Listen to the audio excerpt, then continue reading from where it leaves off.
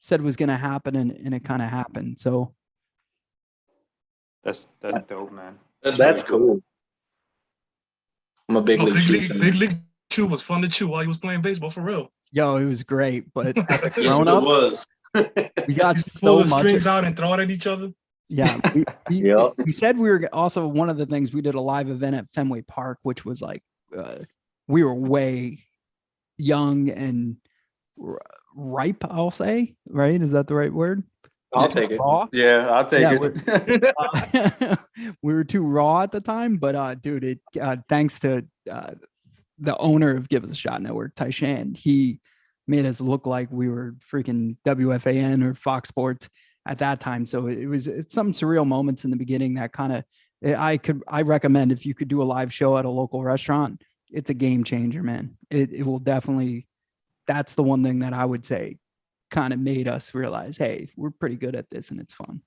You know what we could do with you saying that, doing a live show? We're talking about going to the World Baseball Classic down here in Arizona. That'd be a good ass place to do a live show. That's dope. Yeah. Yeah, we've been talking back and forth about that, and I think you're right. Hey, Storms, go ahead and share this with the people, by the people, and everybody. Good evening, everybody, and YouTube land. As you can see, we got the all professional Mike Powers, man, from the Divide Live, man. This is awesome having you on and just you being on with us, bro. Really appreciate it. For everybody that doesn't know out there, he got his show over there in Philadelphia.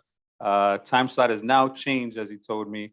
Would be every Friday at 8 p.m. Go ahead and introduce yourself, bro. Let the people know who you are, what you do, and where you want to go with this, man. No, first and foremost, fake it till you make it. So we look more legit than we are, but I am proud to have a foot in the door with radio. We are. I am one half of the Divide Live, the other half less charming, less good looking, and also a Yankee fan. Corey is not here right now. We just actually recorded our segments together. But guys, I'm so happy to be on with you. Jorge and I have been talking for what seems like a while, man. And, just bouncing off ideas and stuff like that. So I'm happy to finally be on, but it's an honor to be on, and, you guys keep doing what you're doing. But yeah, what we do over here is we just disagree on everything. So you guys are laughing, but when I first entered, I started my little divide chart and asked everybody their allegiance so I could get some dirt on you. No, I'm just kidding. But let's have some fun. And, I do appreciate being on. Oh, man, thanks for being on. You don't need to have any dirt on me because, as we said, we're Mets fans. Yeah, but I'm right now. I'm drinking. I have my own dirt. I'm drinking out of Clues. All right, man. Yeah. So, my kids are in the prime age to where they take cups and leave them in their room. So this is what Dad is stuck with. And thanks if you're listening, Nick. I appreciate you. But you guys see the faces. All the other faces are familiar. We have another guest from obviously another show that we have on the scene, The Views. Vic, how you doing, brother? How's everything? Hey, man, what's going on? It's a pleasure to join here with you guys, of course, talking baseball. Always was my number one love out of all the sports. Shout out to Mike, but I think I need Corey then. He's a Yankee fan. I think we need Corey on this show. I need Corey. Corey is the type of guy that pops up whenever the record button for Fox Sports, and he amazingly vanishes until the next time. Like he leaves me with all the baggage. I gotta edit. I gotta get a sponsorships. I gotta do everything on that end. But Corey's a great voice. But try to find him and let me know when you do. No, for sure. Yeah, we appreciate you joining. Like I said before. We went live and we'll definitely be looking out for you and support that too, because the more we support each other, the better, man. Of course, yeah. Everybody can eat. I see your friend or your co-host Corey hits that ninja vanish on you, huh? Oh, it's nuts, man. Cloud of dust. Also, he's like a vegan and stuff. So, man, like I don't know. Like, I feel like the healthier you are, your insides are the worst because my man peel paint off the wall. Like it's nuts. I don't know. Well, I'm happy that you said that because before we get on to the baseball talk, I think Vic is a healthy nut over here, so we can kind of attest to that because like Now I Yeah, know no, why you know, everybody's virtual. I have seen this man order a salad pizza. How does that work? it doesn't. Dude, Mike, you know how boys, we're gonna exaggerate everything. We're gonna make things Yeah. bigger than what it is. It's gonna be Tell dramatic. him what was on the It pizza. was a balsamic vinaigrette pizza. It had mozzarella. It had sauce. It had regular bread. They just sprinkled some vinaigrette all over it. That's all they did. I didn't enjoy it. It wasn't some New York pizza. Right. I was gonna say. He didn't enjoy it because who eats salad on pizza?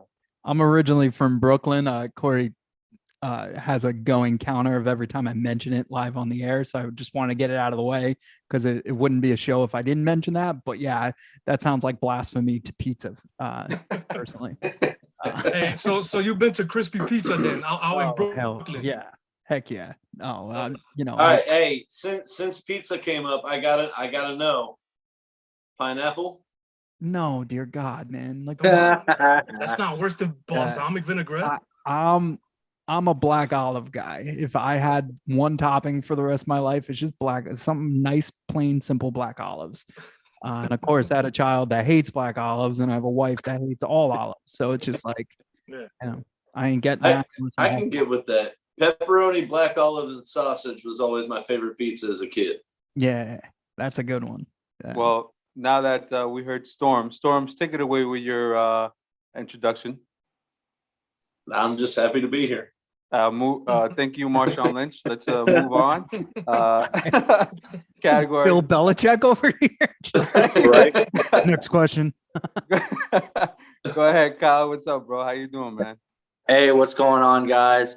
We got a special guest on the show, so I broke out the fine china and the Red Sox jersey.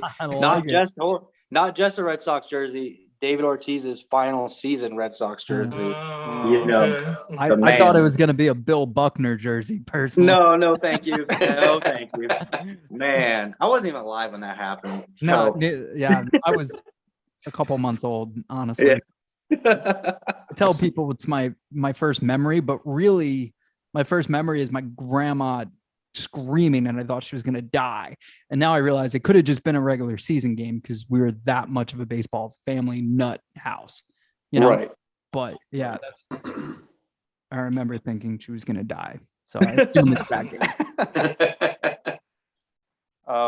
So on the show today, it's a jam-packed show.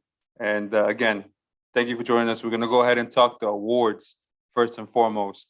Let's get it started with the managerial award, man. Since we're such good hosts, Mike, take it away as our guest. I'll let you pick whatever you want to pick with AL, NL. Being that you're a Mets fan, I kind of think I know where you're going to go. But if you want to surprise me, surprise me. You'd think that, right? I want to talk about the snub. And that's Philly Rob, man. I'm sorry. Like, he took this team from Joe Girardi for the Phillies team and brought them to the promised land. I get it. Like, these are supposed to be for regular season and not supposed to count the playoffs. But the fact that they were in the playoffs and the fact that they had a winning record after the turmoil that they had in the beginning of the year, I could not believe that, one, he wasn't one of the finalists, and two, that he actually didn't win the award. Now, when it comes to Buck, like, obviously Joe Buck is a manager of the year. Like, any team he goes to, they're instantly it's like having a blue check mark. Well, I can't say that anymore because Twitter, if you have a blue check mark, you can anybody. You got to pay for that. You got to pay for it. Yeah, it's got money for Price it. of the brick went up. So as a baseball purist, not a huge fan of Buck being. I just feel like it's an easy pick. 101 wins season. You could have went with Atlanta too. They also had a 101 win season, but that's a whole different story. The Mets were in first for 100 and let's call it 52 games of the season, which is insane. But they didn't win their division. So I think he loses it just off that. And then if I got a vote, I would have picked Philly Rob to be, my manager of the year for the NL. So I got my man category shaking his head and nodding with you. So go ahead, take it away, Storms. What do you got to say to back that up? So I really was impressed with Thompson's the way he managed that team taking over mid-season, and especially the way they performed for 2 months with Bryce Harper out. I think it was great, but just like you said about Buck, they didn't even win their division. And I totally get what you're saying about the postseason, but the votes were in before the postseason started. Facts. So for that reason, for myself, I got to go with Dave Roberts because, like, look, I know they brought in Freddie Freeman, and I don't mean to minimize that. I mean, you can't minimize that. But they recorded the 4th highest win total ever. Yeah. And I know they have tons of depth and they're loaded with talent, but I mean, when you look at it, their pitching was kind of decimated for most of the year. Yeah. They also could have shut it down early. Like they did shut it down early. They could have won 120 games. You know what I mean? Right. They were throwing out skeleton lineups for sure. My rebuttal to that is, Storms, and you already heard me. I'm going to say it, is that the Dodgers are the Dodgers. Anybody can go over there and manage. I mean, honestly. I mean, let's talk about what it is. That lineup, that pitching staff, it is what it is. It's the Dodgers. It's right now it's the stamp of the NL, and it would be baseball if it wasn't for the Stros doing what they have done in the past 7 years. That argument would hold more weight for me if it wasn't coming from someone whose team was owned by Steve Cohen. Well, thank you. That's why Buck won. So moving on. I want to add something to that. So my thing is I feel like how much managing does Dave Roberts really have to do with such a talented team? You know, every year, so at the last couple of years, they picked up in free agency the best player. You know, like you said, the starting rotation is kind of decimated, the pitching in general. But I mean, they still hit. They still had to do everything. It's not like they're calling, they're not calling plays. They're not doing hit and runs and doing all that stuff. They're not playing like small ball. They're literally just hitting. So how much managing, other than putting a lineup together, did he really do? So I mean, you could pick any one of these 3 National League Manager of the Year, and I think all 3 of them are deserving at some point in the season. So as we say, the Dodgers, it's like we call his name. Our last dish member, Ty through shows up. Ty, we're talking about NL Manager of the Year, and actually category saying Dave Roberts should have been it. Mike said Thompson for the Phillies manager that took over in the middle of the year or after Girardi. But we were saying, he took over playoff times, but playoff times by then, the votes are already in. What do you feel about Buck getting it and Dave Roberts not getting anything done over there as far as a manager of the year? Like any award at the end of the season, you can't please everybody, and everyone's going to have something to say. There's layers to it. There's, so many opposing views and so many justifications, so many like marks and, all that. What I feel honestly is if you just take out the ending of what happened to the Mets, why not Buck? I'm not mad at it. Granted, the Dodgers were a successful team and our historic franchise, marquee names, great record, great run, consistent. Like Kyle said, what did Dave really do? What adversity did he really overcome, except for there's some injuries here and there. And that's not taking away from, the Dodgers' success, but as a Manager of the Year award, I would say Buck did a great job at overcoming a lot more considering the previous year, considering the division he's in. And like I said, if you just take away the one black eye he has, I mean, he still put up a hell of a fight. So was he a loser? That's a pretty huge black eye, though. I ain't gonna lie. It is. I mean, when you have a 10.5 game lead before the end of May. Yeah, keep category. I know Storms. You don't like Thanks. that, but well. I appreciate you, Storms. Thanks. Thank you very much. Not only do I have to hear it from Trav, I have to hear it from Ty. That's a Dodgers fan, and I love your background, by the way, Ty. You should keep that up the rest of the offseason. Thank you. I'm feeling it throughout the whole off season. Like it's still on me. Yeah, I want to Vic. point out you did say like pleasure or something. And that guy right behind you looks like he might be feeling. I don't know what's up with that. Good catch. He's winning and losing at the same damn time. That's what he's doing. Right. He's under that bar, man. Vic, what do you got, bro? What do you got to say about that? No, just to make it quick. I think Buck deserved it. Again, that was a 77 and 85 team the year before. That's 25 plus games that he helped coach, guide this or lead this team. Buck is one of my favorite guys, man. I was around when he was, I was old enough to remember when he was a Yankee manager before Joe Torre came in. How'd I know this was going to the Yankees? How'd I know? But I'm just saying, like the man is a good, he's a good leader. Obviously the knock is, how deep can he go in the playoffs if he even makes the playoffs? But I don't, I just think that a plus 25, with almost the same roster, is big. So, I think Buck deserved it. Yeah, for sure. I mean, being Mets fans, Mike, we know that even though we have a good team, I told these guys before the season, injuries happen in our team for some stupid weird reason. It's the dumbest injuries, like freaking Cespedes a couple years ago falling off a donkey or whatever it is. I don't even remember. Like it was Beat dumb. up by a bull. Yes, like he got like what? It's a Cuban thing, bro. It's not a Cuban thing. It's a Mets thing. Like it really, really is. Like and a this year warthog. It was a warthog. Yeah, Timon something and Pumbaa like came that. But after him. anyway, Yeah. Donkey. Make it up. Make up a story better than a donkey. So I mean, it's just the Mets. It's just how the Mets are. I mean, they get hurt or they have a manager that has a good team and just doesn't know what to do with it. And we had managers that don't know how to do a double switch, aka Callaway, right? That was his name. Yeah, Mickey didn't know how to do a double switch. Mickey my didn't know how to do God. much. He used to wear Really? Mickey Mouse ears to City Field just to. Actually, the first time I ever met Doc Gooden, I was wearing Mickey Mouse ears. I have a picture to prove it. Wow.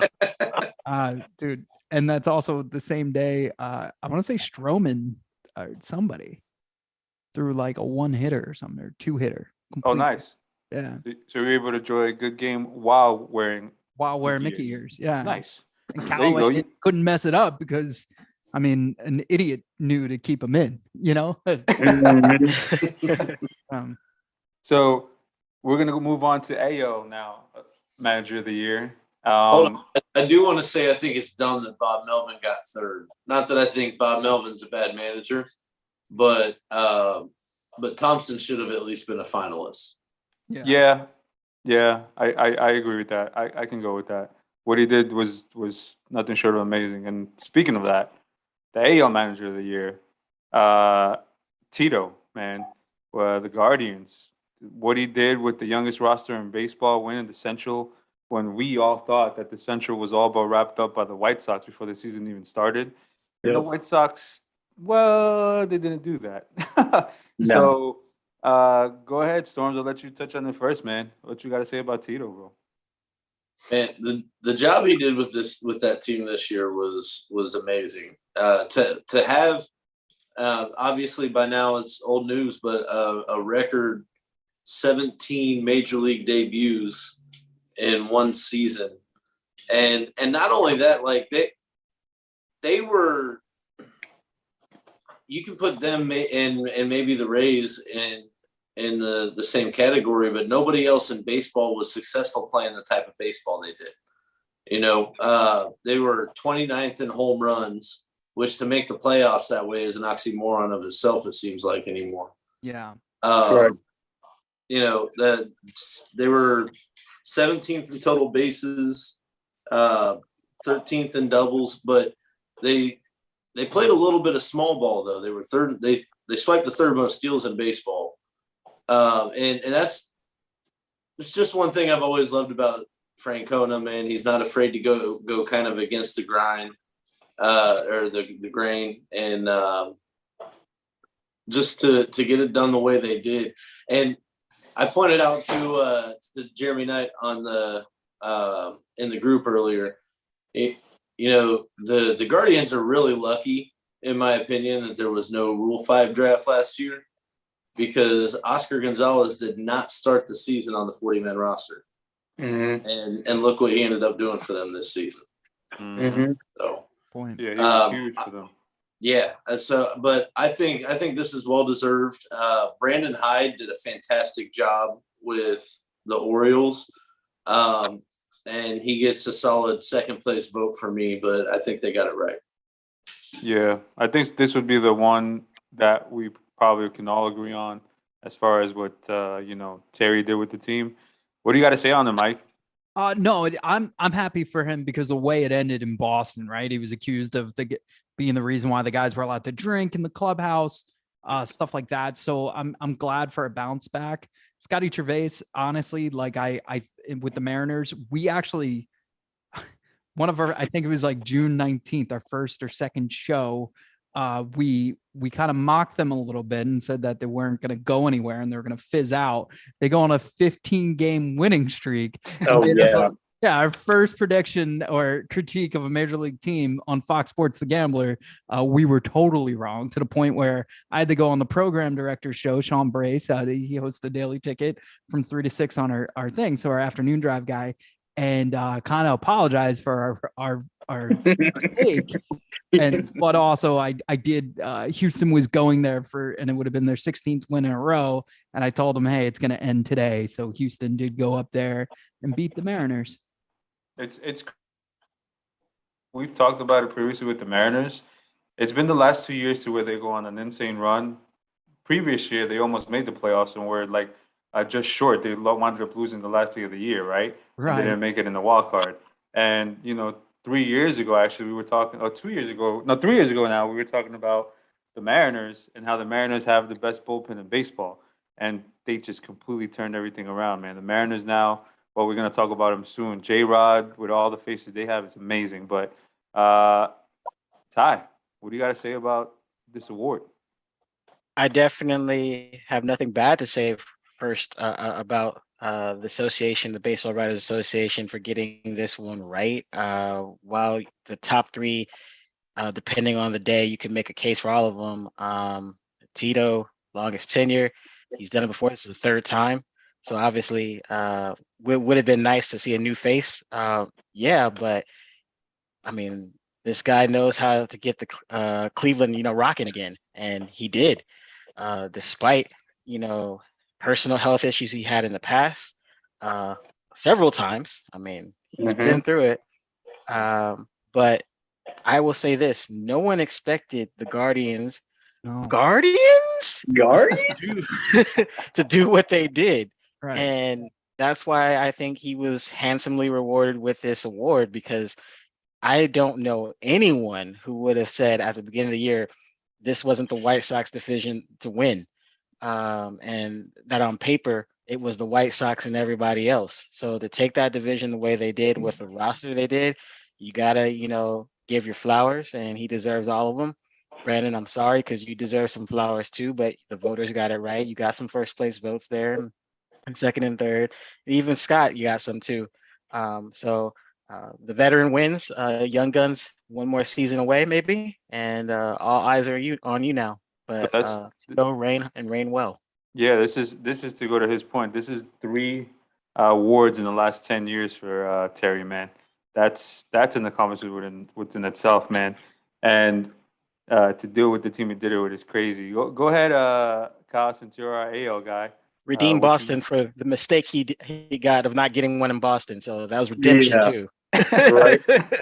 So Ty hit a couple things, man. Everyone knows that like Tito's been battling a lot of health issues over the last couple of years, and to still come out every single day and have his mindset on the team is a true leader, right? He cares about the guys. He wants to win. He's competitive. He's always going to put the best players on the field to give them the best chance to win day in and day out. And he did that.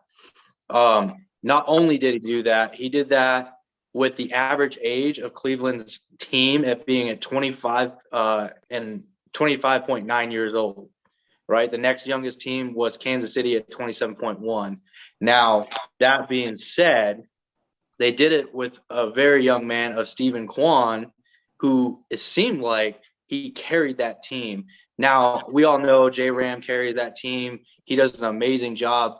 But I remember watching the Super Regionals a couple years ago when Stephen Kwan was playing for Oregon State and he robbed a dude. And I was just like, what just happened? This dude, he looks tiny, but he is so incredibly athletic. And, you know, just watching him play, watching Shane Bieber throw, McKinstry's coming around. They're going to be really good for a really long time if they can add maybe one or two more pieces. And then if they can do that and go a little bit further in the playoffs, I can't see a reason why Tito doesn't win another one. You know, he's especially with keeping a young core of guys. Granted, everyone stays healthy. That's what needs to happen. But man, hell of a job with him. Cervez, Hyde, you know, they did a hell of a turnaround too with their teams. They got good core foundation moving forward. You know, Cervez got J-Rod, Hyde's got Rushman. So there's good cornerstones on both teams, and we may see these names come up next year too. But hey, Tito, I love Tito when he was in Boston. I love Tito now that he's in Cleveland. The guy just does the job, and he does it to win, and he does it with the right mindset every day in and day out. You just can't fault him for that. Yeah, this is no knock on Cleveland and German. If you're listening, you're watching later. It seems like the Cleveland now Guardians / Indians have been one piece away since the '90s. You know, and Fair just point.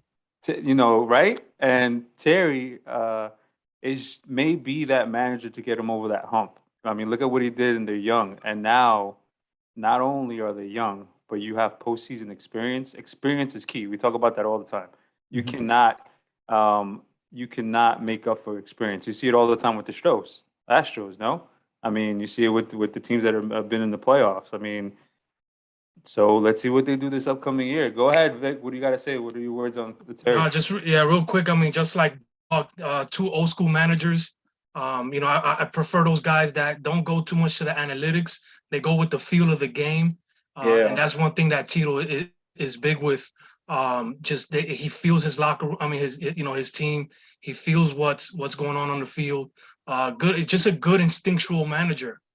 And Tito deserves all the respect. The question for me is like, how much more time is he going to be the manager, and will they put more pieces around so that they can, you know, reach a potential that they can with this young team? You know, like I talked to you guys before, Stephen Kwan is a great leadoff hitter.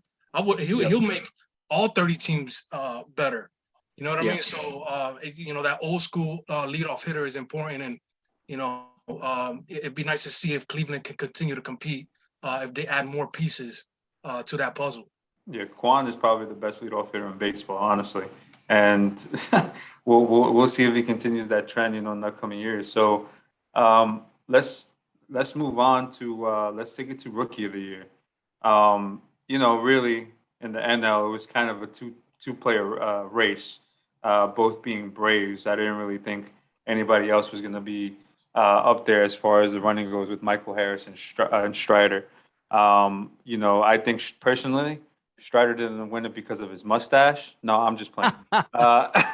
You know, I've talked about this mustache a lot. I don't like it. Shave that thing, man. And also the thing you do on the mound, how you stand with your feet. That's just awkward, dude. Like I don't know. Anyway, Michael Harris is your MVP in the NL side. Rookie of the Year. Michael Harris, yeah. So he was just fantastic, man. He deserves it. And we talk about it all the time with our guy Trav. That's an Atlanta fan, a Braves fan. The way he commands center field is like Andrew Jones. We haven't seen that Yeah. in the Braves uniform since then, and it's beautiful to see, man. Mhm. It's amazing to see. And you know, another thing I didn't know about him until I actually saw him playing for the Braves is he's fast as hell. Yeah. He's really fast. 20 stolen bases this year. He had 19 home runs. He had a 4.4 offensive WAR, so that's man. He put up some numbers for a rookie. And being a Mets fan, having to face him and Strider now for the next like 10 years, because Braves like to sign their stars when they're in their first year for like 20 years. Yeah, right. Like Unreal. anyway, that's not gonna be fun. But go ahead, man. What do you got to say, Mike? No, I agree. I follow a lot of Atlanta talk, and there's a lot of big media outlets saying Strider should have won. Michael Harris is the best analogy. I'll give you another one. If you're gonna say Michael Harris is Andrew Jones, then Dansby Swanson, it's the new Chipper Jones, because that man hit against the Mets nonstop. And it's the reasons why we didn't win the division. We had to win one game out in Atlanta. We didn't win any. So it's I'm happy but disappointed at the same time, because the Braves just keep rebuilding, and it's always from that area. Like it's like they're the Rutgers, right? All the New Jersey guys, Todd Frazier, everybody. You name a guy who is from Jersey that didn't go to Rutgers, then they went straight to the pros. Like that. That's the Atlanta Braves for Atlanta and the surrounding area. Everybody just stays there. They play there, and they end their careers there. So it's not fun. And then you mirror that in with the Phillies. I think that they're gonna, they can only grow. They have really no free. They're not losing anybody, and they could add some pieces. So the NL East is gonna get hairy. But yeah, Harris or Strider, I could have picked either one. It's kind of like just throw a dart. See where it lands. What do you got? I'll throw it over to Kyle. Kyle, what do you got, bro? So, not surprised with the Michael Harris being the rookie of the year. Really, we had talked about it various times in our groups between Michael Harris and Strider, and it really could have gone either way. It says Michael Harris and Spencer Strider making the 8th set of teammates to finish 1 and 2 rookie of the year voting. Like you said, man, the dude commands the outfield. Like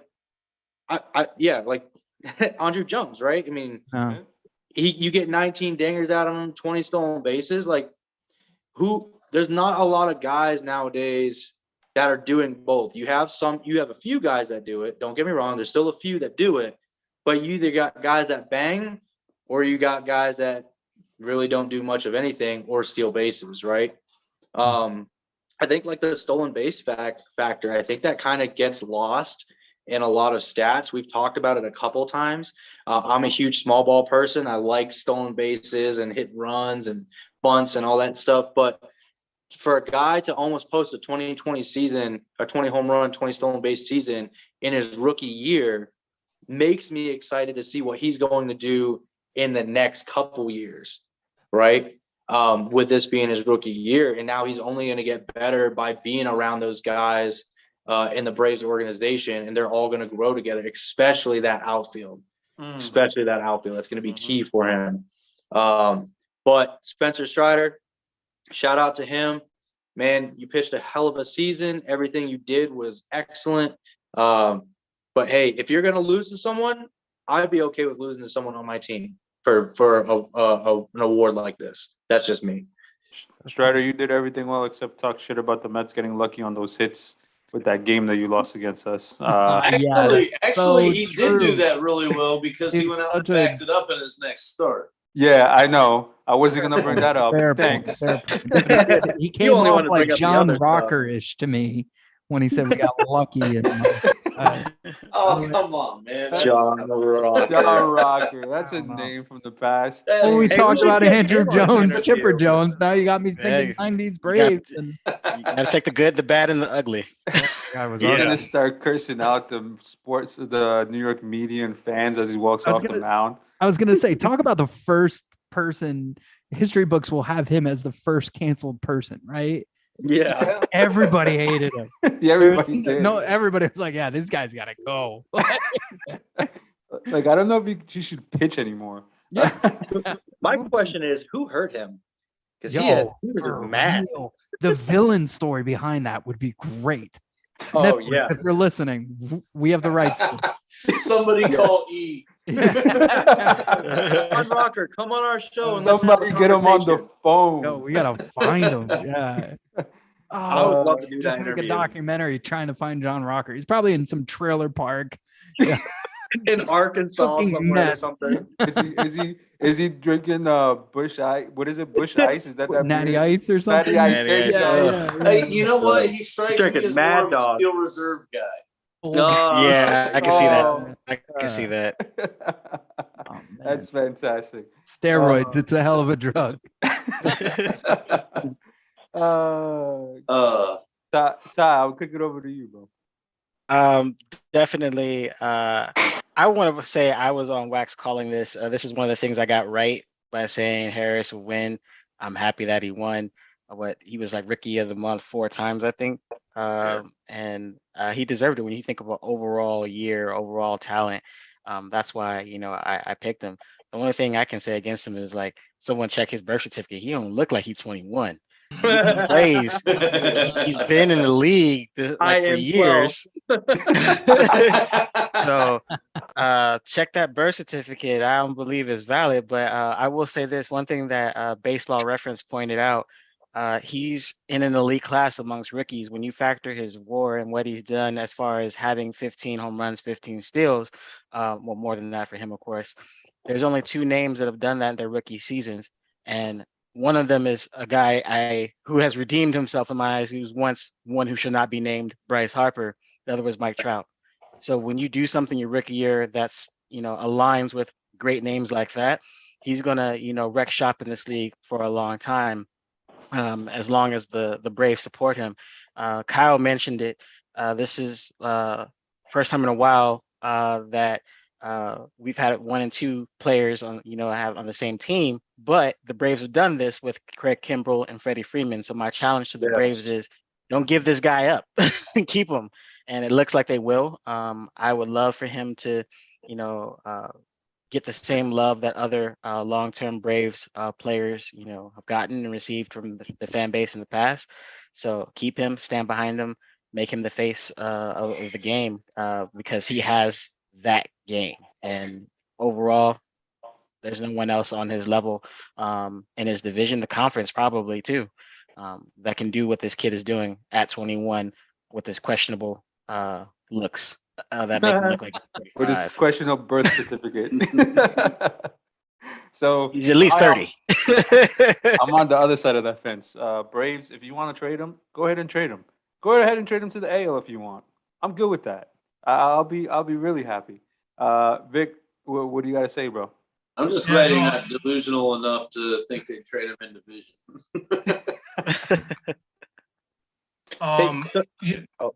Go ahead. I was just gonna say, I want to go back to the John Rocker thing real quick. I love it. This is Mike on the show. Damn it, Kyle. Hey, so Mike was saying, how like people from Georgia usually stay around Georgia.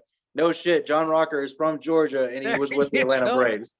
That was great. That was great. So I also Googled it. I said, what is John Rocker doing now? He's dabbling in acting. And he's a writer for WorldNet Daily. I don't know what the hell that is, but it sounds made up. Yeah. But I don't think he could ever get a job anywhere else. But hey, yeah, I guess he is. I just wanted to bring that up. Sorry. That sounds like where off-brand Superman works. Dollar General Superman. Love it. That's great. But like if you ordered Clark Kent on Wish. Wow. I did that with the Mr. Met suit, and oh my god, it came from China, and it is glorious. I own the handle Mr. Mess, and it's great. I love it. That's funny. That's it. You're coming on the next show, and you're wearing that Oh man, Merch. All right, Vic. Yeah, no, I mean, like you guys said, it could have been a toss-up. I'm looking at this kid's numbers. 297 with a 339 on base percentage. I thought was very impressive. He had more hits than strikeouts, which is something you don't hear often these days in this new era of baseball. So I mean, that kid is impressive. Josh had some strikeout numbers. I kind of forgot what they were for Strider. That was also impressive that he was telling me about. But yeah, for sure. I mean, the Braves got an amazing future. And I think the great thing about Michael Harris You hope that the league kind of promotes his face, even if it's probably 30 years old, because it is important. It is important for the Black American kids to see more of those kids playing baseball, because Yes. there's a lot of I talk about it with the guys a lot. There's a lot of these kids that maybe said, "Oh, baseball is boring" growing up. Try to make it in football and basketball, but could have probably been some really damn good baseball players. So it's important that we push those kind of athletes in the sport. Yeah, but we said this in the past. MLB is probably the worst sport as far as pushing their players, their content. A lot of people here in the East probably don't. If they walk by Mike Trout, they don't know who Mike Trout is or what he looks No, like. yeah. You know what I Yeah. mean? And it's Hey, because that guy looks like he served in the military, man. Thank you for your service. That's why. yeah, he looks right. like- That's what they would say. Storms. I'm not gonna do it to you. I know I've done it to you in the past. I didn't forget about you. Go ahead, brother. What do you got to say about Harris winning the Rookie of the Year? So I'm okay with it, and I'm okay with it for the same reason I think he won it over Strider. Strider doesn't have the innings pitched because he didn't start the season as a starter. He had 20 starts instead of 30 or 35 or whatever.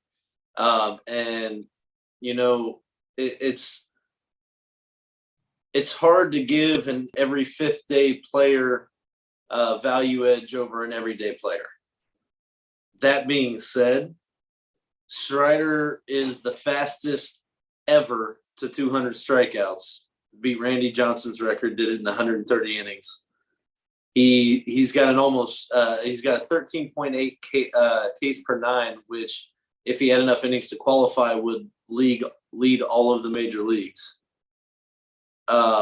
If I had a vote, it would go to Strider just because he showed not just the dominance, but the resilience. Talking about the whole Mets trash talk thing, coming back and dominating against not just a top lineup, but a division leading lineup. The guys that you have to beat right after getting knocked around by them.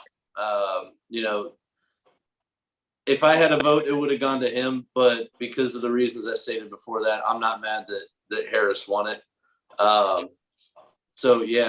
Maybe genuinely a coin flip. I think Strider might have the edge if he'd been in the rotation all year, though. I'll give you that.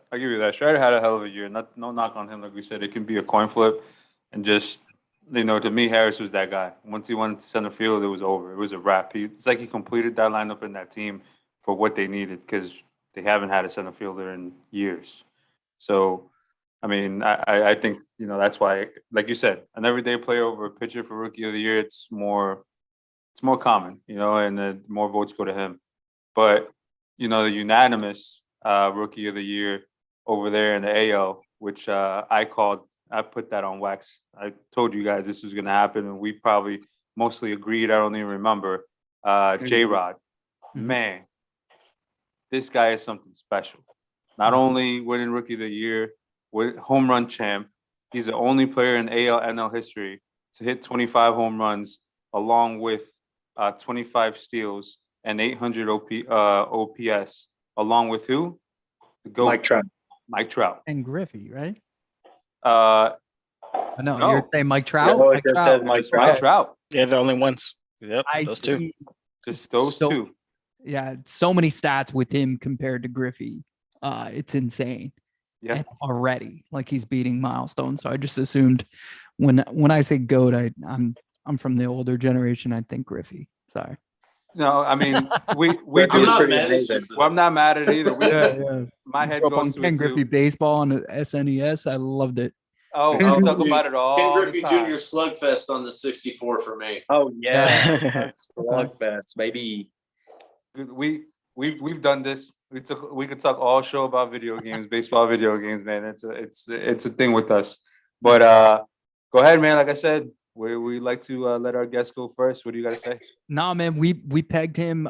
We had a deal with a gambling company, and we pegged him to be the home run champ, which was hard, because I really wanted the Pete to three-peat, but I thought he was going to come in and steal the show like Griffey. And, I still think you're going to see that from him. He's going to be must watch and must see TV. And I think that it's going to transcend the sport again. And it's hard to do it in that market. Right. So the fact that I'm going to go see him if he's in Philly, or I'm going to go see him when he's in New York, already shows how great J-Rod is. And, I can't wait to watch his career. It's exciting. I like your By background. the way, how much more fun is the home run derby now that it's basically an endurance test? I like it because it's just like a home run, whammy, whammy, whammy, right? Like Angerman. So I do like it. I just they gotta come up with a little more rules, because there was some scenarios where it felt like they're just grooving in pitches, what I mean? And not waiting, nobody was paying attention to the ump. So I do think they got to reel it back a little bit. But yeah, dude, to talk about, they took that concept from slow pitch softball, because we talked to Todd Frazier about this actually, because in between the players playing, they used to have a slow pitch softball guy come in, and they would freeze those balls in a freezer beforehand. And what they did was, you ever go to a high school gym and you drop two basketballs and one doesn't bounce as far as the other? Yeah. Well, he did that with a home run derby baseball the year Todd Frazier won, and a regular baseball, and they dropped it, and it was like this. It was like this. Yeah, super cork. Yo, they were loaded. Those balls are so juiced, it's not even funny. And same with the bats. I am color me surprised. So coming to a city near you, 600 feet home runs and home run derby soon. So yeah, man. Go ahead. Are these the same ones they used in the 2020 season? Yeah, it must be, man. That's why Pete Alonso got 41 home runs as a rookie. So, I'm not gonna act like it's not it's not a thing. Yeah, he talks about it. Yeah. So MLB has been notorious for messing with the baseballs for sure. Man, course, even man. the pitchers talk about it too. We've talked about it on previous shows, getting away from rookie of the year a little bit. Mhm. Every sport has gone to scoring more points, scoring Yeah. more runs. The offense, the defense is kind of forgotten about, and this is one way we've talked about it in previous shows that MLB can control it. You know what I mean? The chicks dig the long ball. That's that's a saying. So true. And You remember that old commercial? that old commercial with Maddox and Mark Glavine? McGuire and Glavin and all them? Yeah. Oh, that was funny. They do this 80s montage of hitting off tees and batting practice and everything, and then they're hitting moonshots in batting practice, and then this girl comes up. You guys know where Mark is? What I love about that now is just the fact that we know they were on juice. You know what I mean? Also, I love the background. Yeah. See Go that? ahead, Ty. What's up? I'll kick it over to you, bro. You got the background up. You ready to talk about him? Hey, Seattle Mariners, stand up. You got another one. So I think this was unexpected at all. I'm just kidding. It was definitely expected.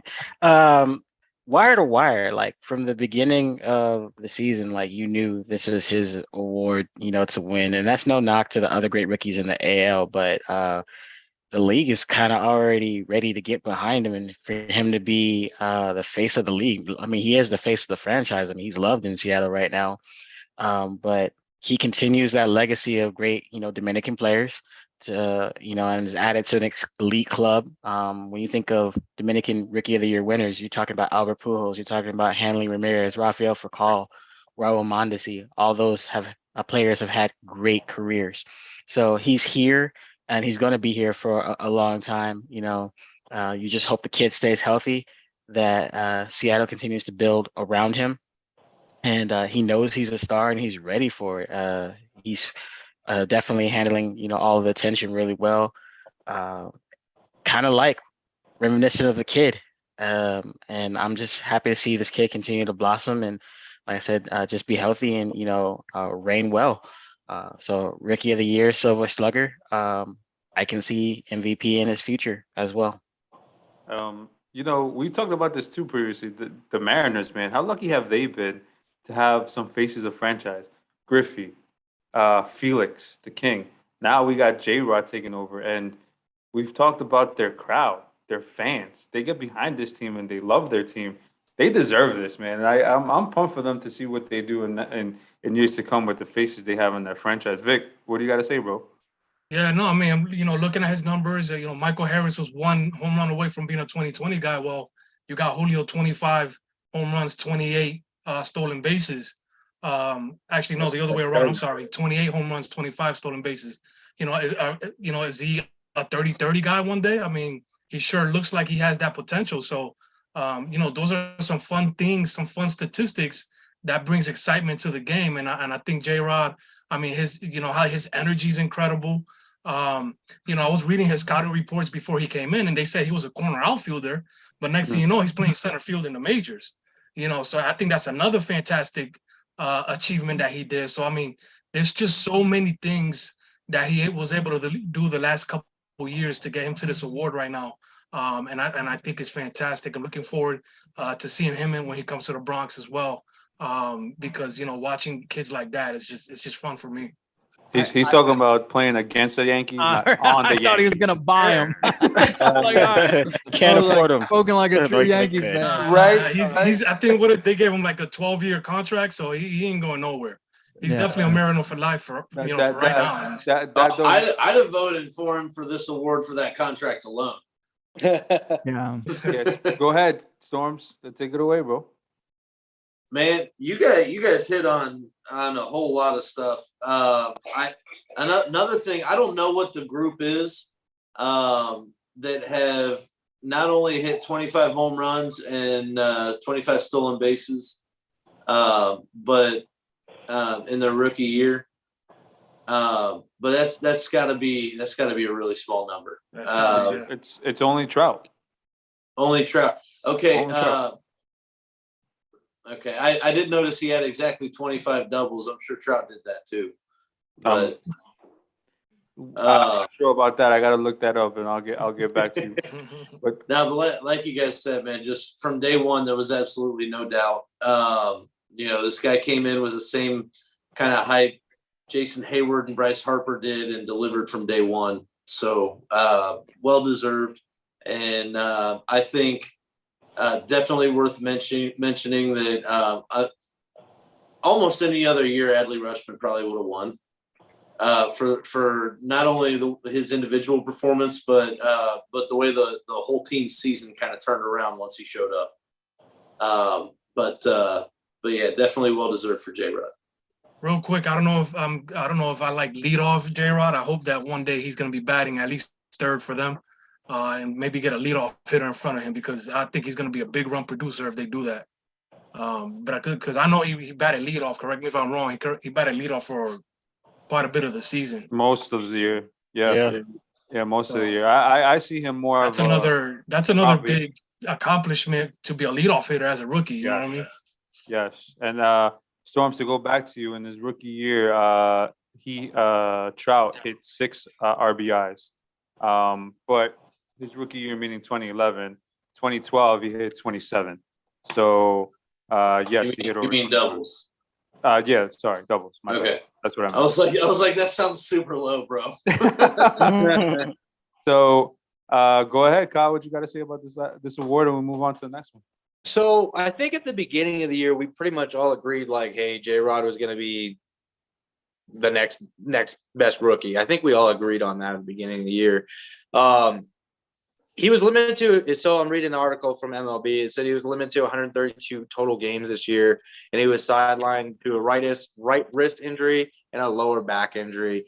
But if you still look at 132 games, Stephen Kwan was healthy the entire year and played 147 games. So he missed a few games, but to do the things that he did was still amazing. He also won a Silver Slugger Award, along with Aaron Judge and Mike Trout. So, like, he's in good company on where he's at. The people of Seattle need this after King Felix decided to, retire. it's just like Seattle needs something. This is that something. And I remember at the beginning of the year, I was scrolling through Facebook and I saw a video of when they told J-Rod he was going to be patrolling the outfield in Seattle. Dope. Yeah. And it was good because like he was so, you could see like he was excited, but you could see like, you could see a little bit of anxiety in him, but like that's what makes the difference between like a good player and a great player. Like I like to be cool, calm, and collect, and I know a lot of people do, but usually when you see that, you're like, does he really care? This dude cares. He wants to be in that outfield every single day. He wants to be in that lineup every single day. He wants to do what's best for his team because it's going to be his team. No matter who comes in, it's his team. But I don't want to shake a stick at Stephen Kwan. Did an amazing job with Cleveland this year.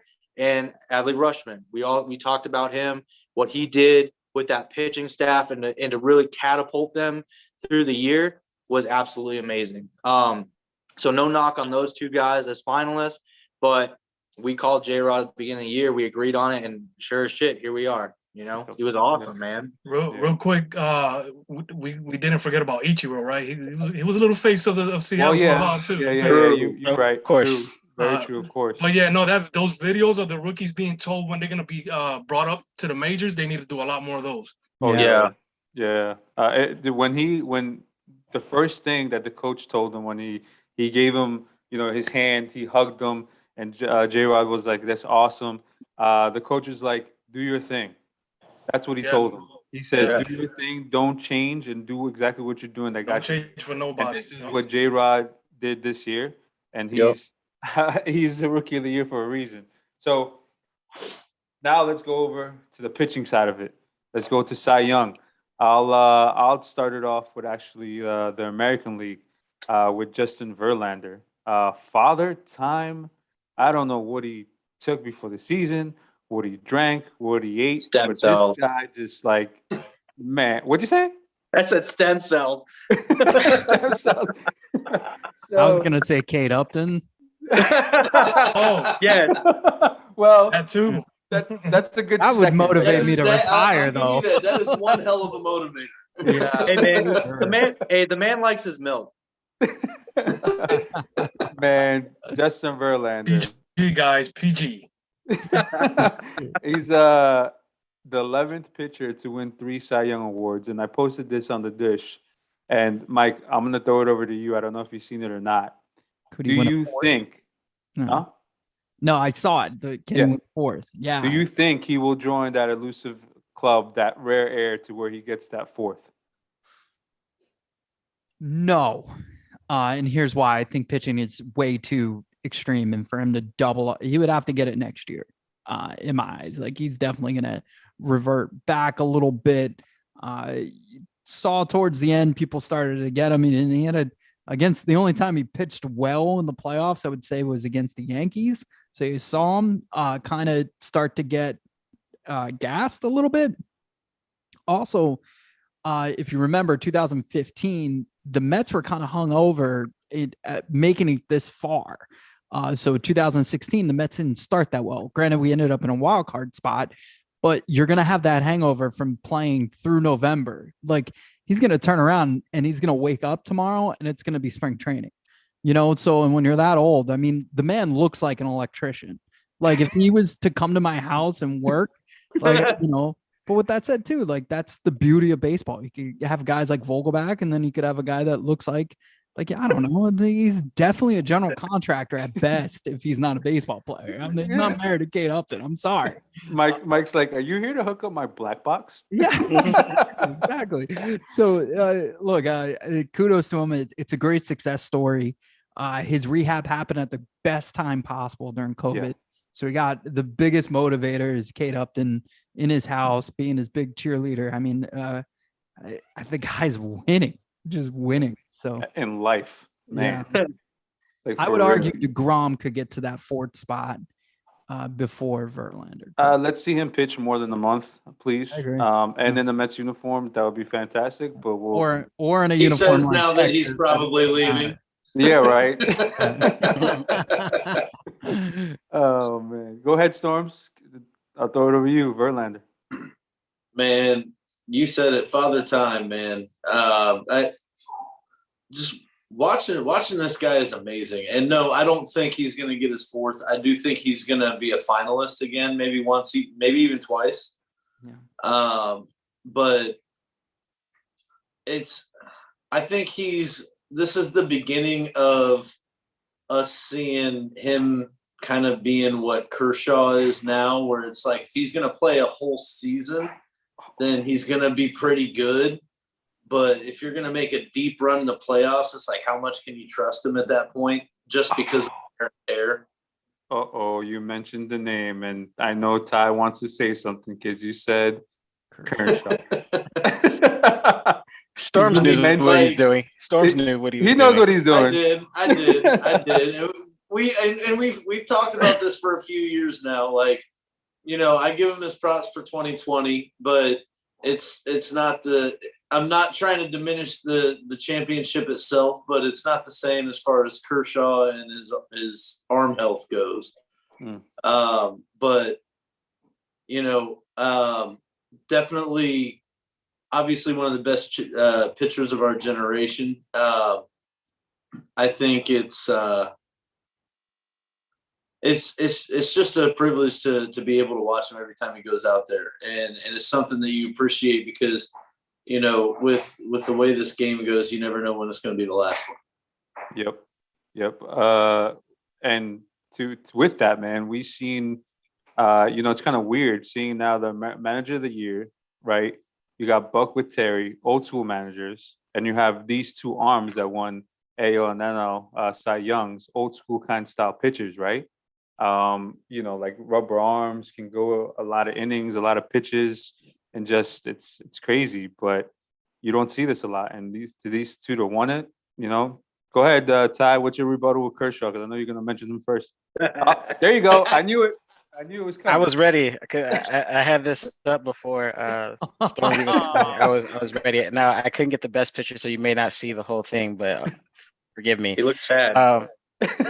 Yes, very sad. But I will say this before I get into, you know, to bring in another player. I want to give Verlander his flowers. I mean, to do what you've done at the age, coming back from Tommy John, and then winning, you know, Cy Young at 39 years old, years young, it seems, and turning back the clock on Father Time and dominating fashion. It just looked like it was easy for him this whole season, and that he hadn't skipped a beat. Not saying that he clearly was like the same Verlander in previous, you know, years, but he looked pretty damn close. I saw the fall off in the postseason a little bit, but still, I mean, he was pretty solid and pretty dominant. Much like the previous other two times he's won those Cy Youngs. Do I think he'll, you know, get four? No, and that's why I have this back up here, because obviously this guy isn't going to get four, and obviously now I have to take a step back when I present my case for who's better in the Kershaw Verlander debate. I'm going to have to, you know, lean more to Verlander now, because Kershaw, you know, didn't win a Cy Young after Tommy John surgery at 39 years old. And I don't see it happening despite how solid of a season Kershaw pitched this year. But what will be interesting to see, and it's weird that we're kind of in this history repeating itself. We have another AL Cy Young winner who's going to be a free agent. So I hope Verlander, you know, gets taken care of and is welcome back. But I hear there are teams that are interested, the Dodgers being one of them. Oh, Lord. It's true. It's true. Other teams, though, there are other teams, but it'll be interesting if anyone else can pry Verlander away. But I mean, you had Bauer did it in 2020. Robbie Ray did it in 21. I mean, it's like if you win Cy Young now, it's like, okay, bidding war. But Yeah. I don't know if I've ever seen a bidding war for someone who's going to be 40. So we'll see how this goes for Verlander. I wish him the best. Happy for him. First ballot, definitely. This is just another trophy that's on his mantle amongst many. Great guy. And despite him being on a team that I loathe, I'm happy for him that he got this, and I expected it. Yeah, man. Yeah, for sure. Why don't you like the Astros? We will not talk about that because this show is about a different topic, sir. Go ahead, Kyle. What you got, bro? First off, Mike mentioned Vogelback. I remember watching this fucking TikTok where they're like, "Hey, what do you normally eat before a game?" And he's like, "Acai bowls." And the guy's like, "Fuck no, you're eating burgers every day." Oh man, so great. Oh, it's so funny. All right, I just had to sidetrack that real quick. Verlander, 18-4, 1.75 ERA, 175 innings pitched, 185 strikeouts, 0.83 WHIP. For being as old as he is, and he still missed time this year, right? For being as old as he is, missing time and still putting up those kind of numbers tells you a lot about who he is as a competitor. What he brings to the Astros rotation is second to none. And all that playoff experience. Yeah, we started to see it fall off a little bit, like Ty said, like everyone else said, right? We started to see a little fall off. But man, you playing 160 plus games a year, being that old, you're gonna have to fall off at some point, right? He's not 25 years old anymore and just going out every single day and probably could throw every single day if he wanted to. He's not that guy anymore. But free agent, gonna be 40. I think he's still gonna get paid pretty well by most teams. But it's just where is he gonna go? Because he elected for free agency. So does he stay in Houston? Because the way that Houston looks like, they might not need him. They might not need him to compete. Well, there's other teams that could use his services. Does he stay, in the AL, or does he move to the NL? There's a lot of different things, but I'm not up to date on the hot topics, the hot stove for his market, but there is going to be a market for a 40-year-old Cy Young winner, especially the third time. Hey, Clemens was 41 when he won, right? So Clemens was 41. Right. So and a much better market than there was for R.A. Dickey. Yeah. Yeah, exactly. Yeah. So Syndergaard from that and Travis Darnell. Yeah, we did. I just don't see him winning a fourth unless, like Mike said, it's next year and it's pretty, it has to be pretty quick. Yeah. But hell, I mean, if he's even in the conversation to be a finalist, that by itself is just another notch in his cap, Yeah. The dude just does it day in and day out.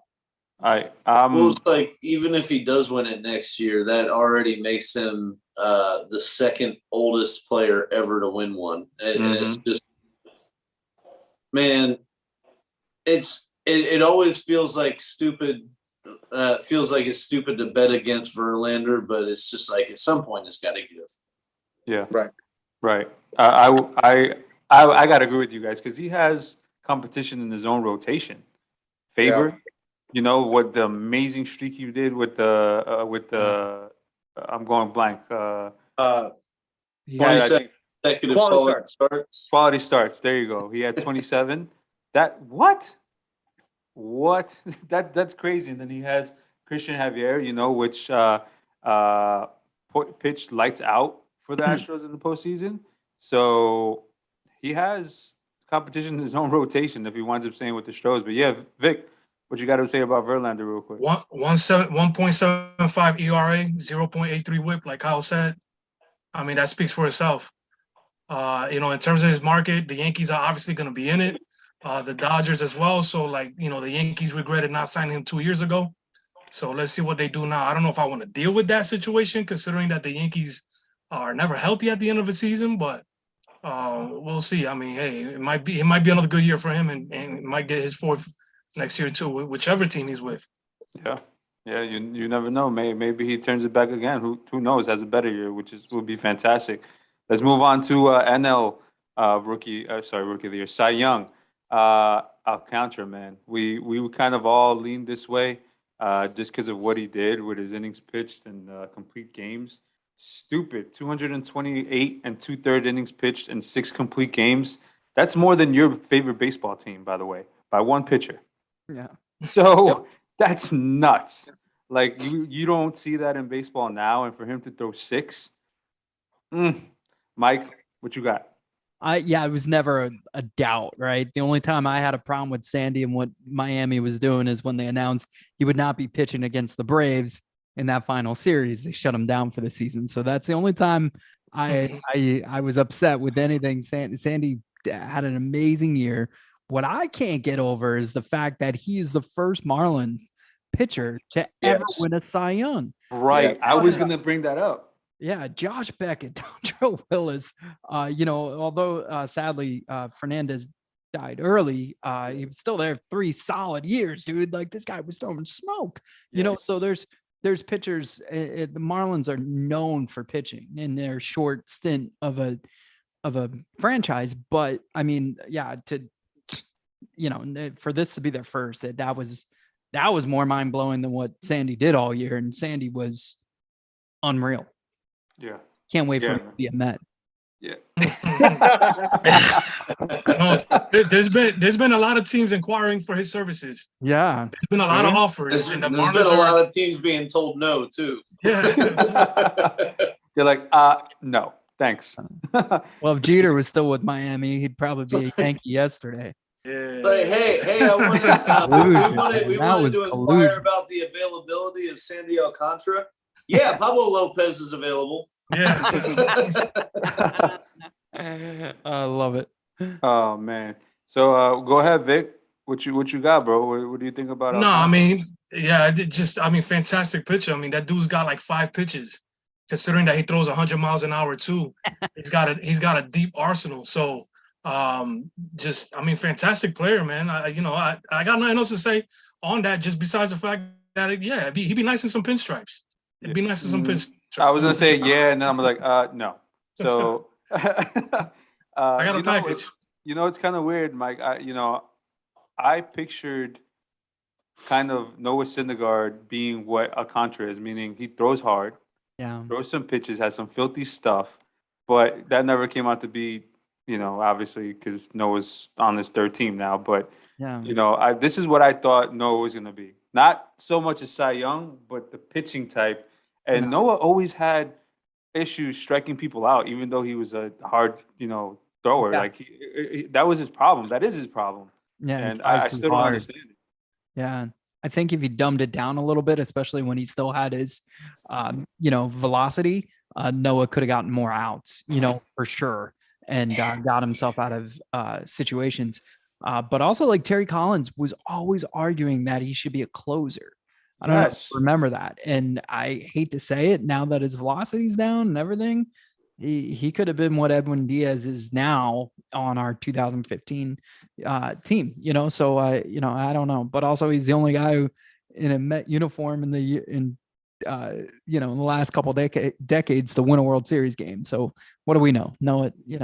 That's true. Throwing behind the batter and saying, bring it to the mound. That was epic. That was awesome. Yes, it was. Go ahead, Kat. What you got, bro?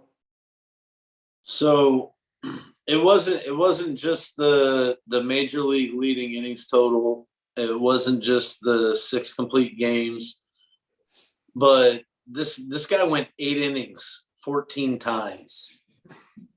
14 times. Unheard of. I'm crazy. And he completed 6 games, and not once, because it's also the efficiency too. He threw 69% strikes, and this guy threw 6 complete games and never threw more than 117 pitches. That's crazy. Amazing. And then the thing that everybody's been talking about the last week or so with him, that game against the Braves where Mattingly goes out to the mound in the 9th inning, wants to take him out. And if you were watching the broadcast, I wasn't watching it live, but I saw it, like you can kind of see the conversation taking place, and he's like, no, I'm not coming out.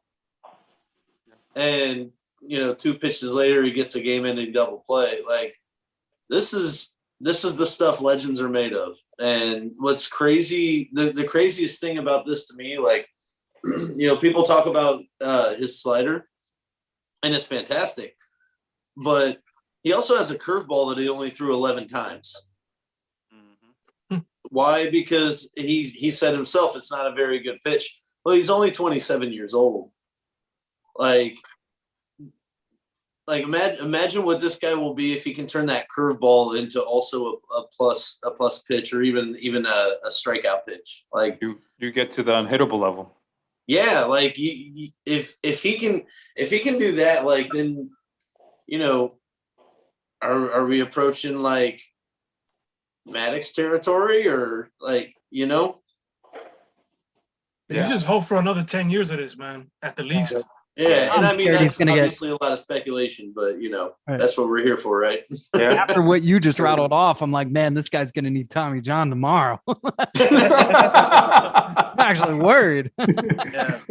That's the scary part, is that you just hope that these guys stay healthy with those elbow ligaments, man, because it's no joke, especially clocking those amount of innings, man. That's what you worry about. Throwing that hard, having that curveball slider mix, and just the amount of innings he's usually put in this year, like it's scary, and that's why pitching is going the route to where you see 5-6 innings, and if and you go into your bullpen. That's why bullpen is a huge thing in baseball now.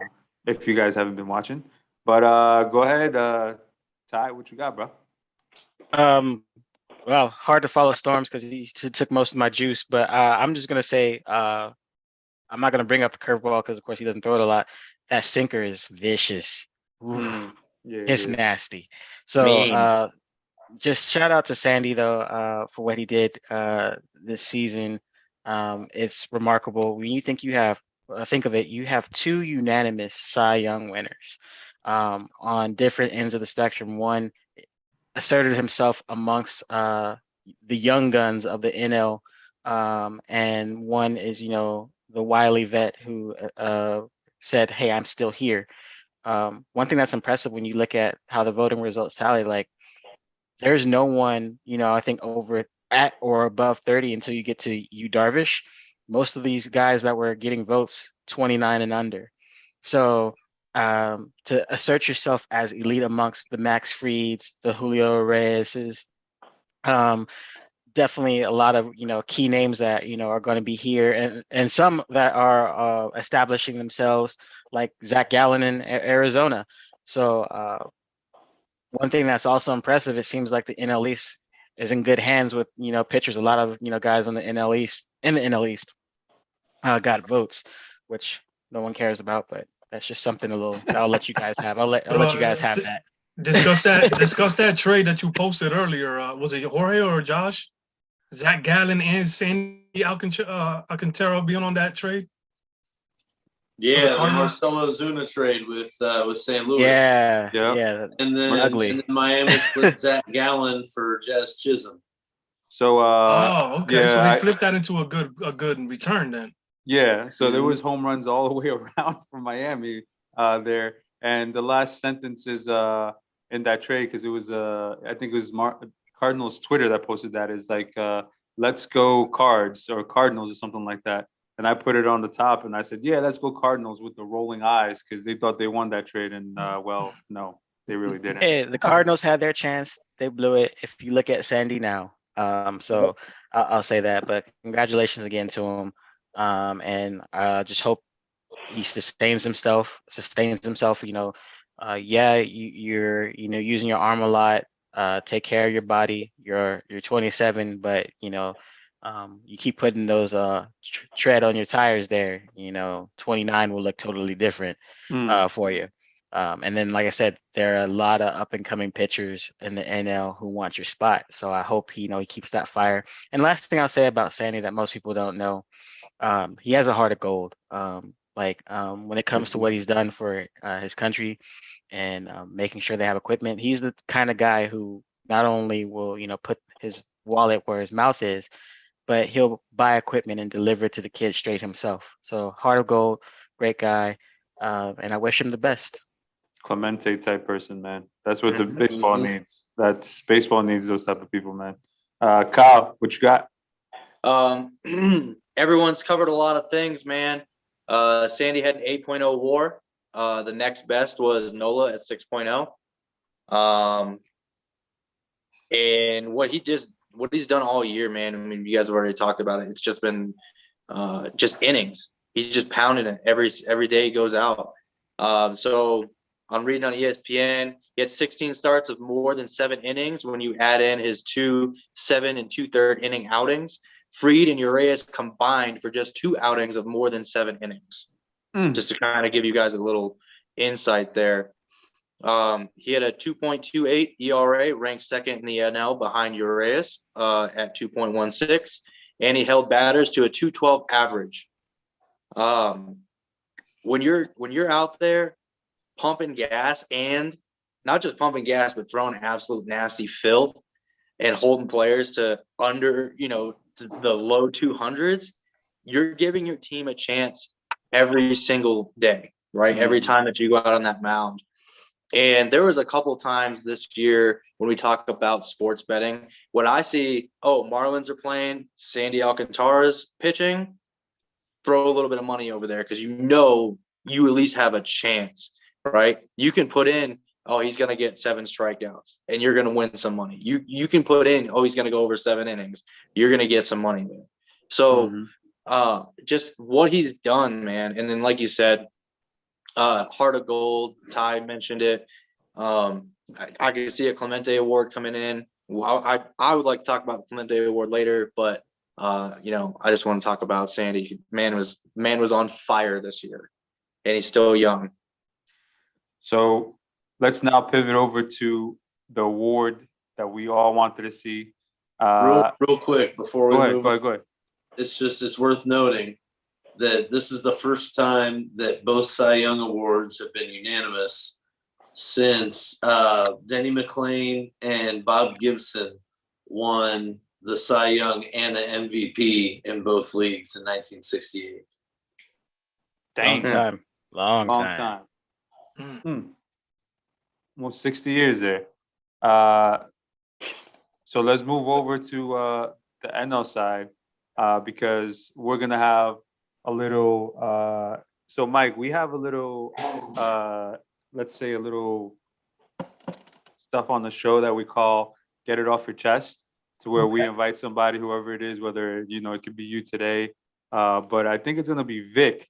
We let them talk their shit, about stuff they want to talk about and get it off their chest, whether it's about a rule or a player or I told you so, this or that. I know Vic is going to bring it up, so we're going to let Vic have it when we talk about AL. But let's talk about the NL right now. NL MVP, Goldie. He deserves it, man. 317, 35 home runs, 115 RBIs. Got the central title for the Cards, really. Even though Pujols had an amazing year, turned back the clock as well, and hit his home runs, 600 home runs. So amazing, man. But Goldie, and we say this all the time. Why is it that Goldie is one of those players that everybody forgets about? Nobody talks about. He's come up now. This is his 4th time running for the MVP, and his last 3 times he finished second. But now he finally gets his MVP award and almost actually winning a Triple Crown this year, Mike. That right there and alone is, fantastic for him. No, he carried a bunch of grandparents to the postseason, bro. I was like, what year is this? Hey, Nolan did some work, man. Nolan did some work. Well, no, Nolan. Yeah, I think he finished second in the MVP. I think he got as many votes as, Nolan Arenado was second, right? Yeah.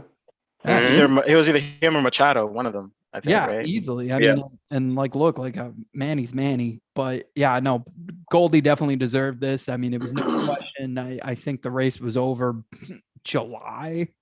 Yeah. It was just, he came out of the box swinging, and that's it. I see Lindor on this list too. And I'm shocked he got a couple votes. It's going to sound weird, but Kyle Schwarber did an amazing job for the Phillies. And I think if he wasn't forced to be the leadoff, he would be in this conversation because he would have hit, No, let's not say he had 41, right? He wouldn't have 41. Maybe he would have hit like 33 in it batting third or second or third, but he would have had a ton more RBI. So I just think that, a guy that is worth noting in this whole thing. But yeah, it was Goldie's from the beginning. And like I said, he got all those old men their last hurrah. Kind of cool. He's 40. He hit 46. Kyle did, and so Dude, you're talking about You're talking about Goldie, and Goldie carried around a whole bunch of grandparents smelling like Bengay and stuff. Is that what you're saying? Yeah, exactly. Eating prunes in the clubhouse. Literally, we face the same guys. Adam Wainwright struck out Beltran in 2005. Yeah, he's still there. Molina was there. Like it's nuts, dude. It was congrats to them and all their career and how long it lasted. But maybe that's why we're not in on Goldie yet. To answer your question real quick, is because he needs to be there a little longer. I mean, I really haven't. Cardinals are a great baseball team, but they just can't market themselves past, let's call it the McGuire stages. But even before that, it was just like, I don't know. They look like an old style baseball, right? Right. Yeah. Right. It's like if they were the first team ever or something. Yeah, the marketing's the same since 1942. Like, get a PR guy. I don't know. Have some drama. Get steroids back. I don't know.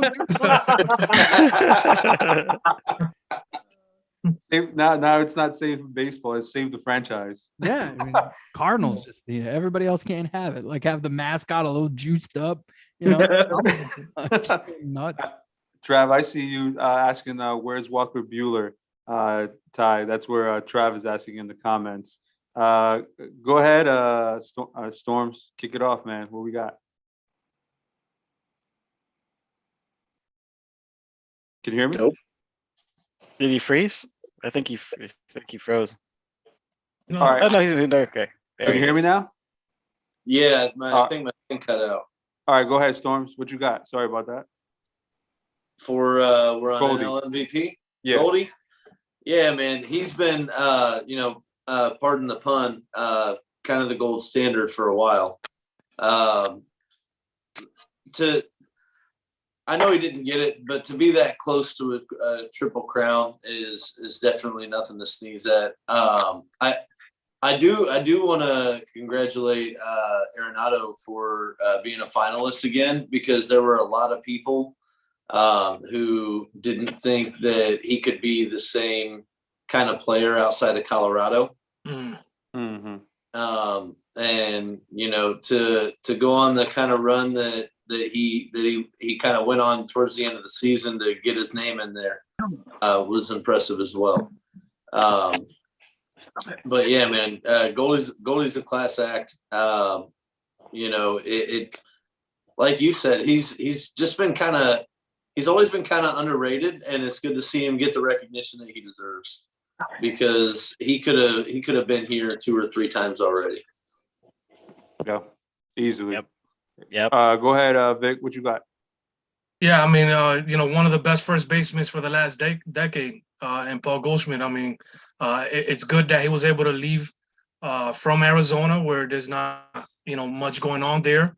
It is the West Coast situation as well, so able to come to the East Coast on one of the oldest franchises in baseball. One of those old teams, like Mike just said. But able to kind of show his face a little bit more and show what he's able to do. Impressive. It was fabulous between him and Arenado, same teammates battling each other. Yeah. Well, thanks for shooting down the D-backs like that. And thanks for getting rid of him. Hold up. The East Coast, they're like in the exact middle of the country. Midwest, I guess. Dead center. St. Louis is the Midwest, man. Is it? It's a lot closer to the exact middle of the country. Yeah, but they're still in an early East Coast time. At least you can sit down and watch their games. Not like by 10:30, 11 o'clock you're going to sleep. Hey, leave the West Coast out of this and that nonsense. Don't speak that nonsense over here. Ty right now should be eating his ribs from McDonald's for dinner right now. Either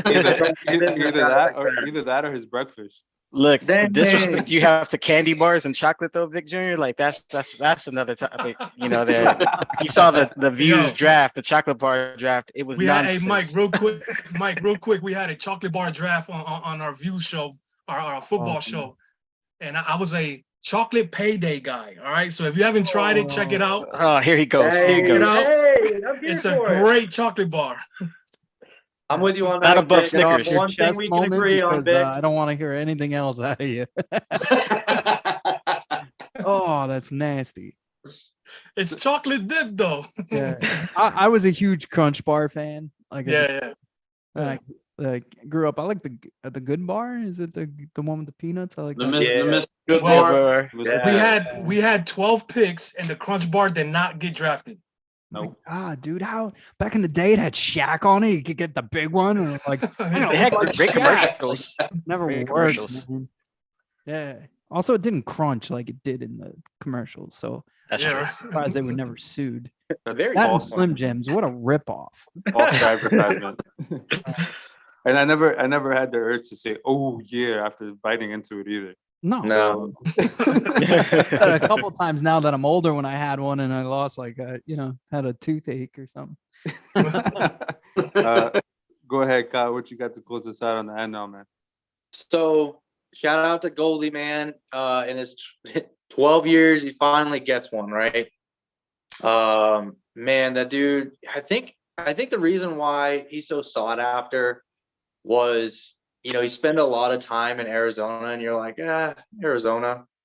Outside of Craig Counsell sending the Yankees home, like there's not really much going on over there. Okay. Um, All right. Bring up some messed up memories. Hey, someone's got to do it. But man, over 35 years old, and he's the 5th player over 35 to get it in the first since Dennis Eckersley in '92. So, along with the Triple Crown, he does have Gold Gloves on top of it. He's playing in a position that allows him to do this for so long, and to be playing at this level for so long. But I want to close on this. I want to say a shout out to my buddy Kevin McGowan. His first MLB debut was against Paul Goldschmidt, and he roped a double and an RBI. So at least you can say you gave up an RBI double to Paul Goldschmidt. Shout out, Kevin. Hold on though, because if you guys won't let Goldie get his flowers and then talk ish about Arizona, where I reside, not where I support, but where I stay, I need to do it then, and I'll do that because they're in my division. I know the NL West very well, like the back of my hand.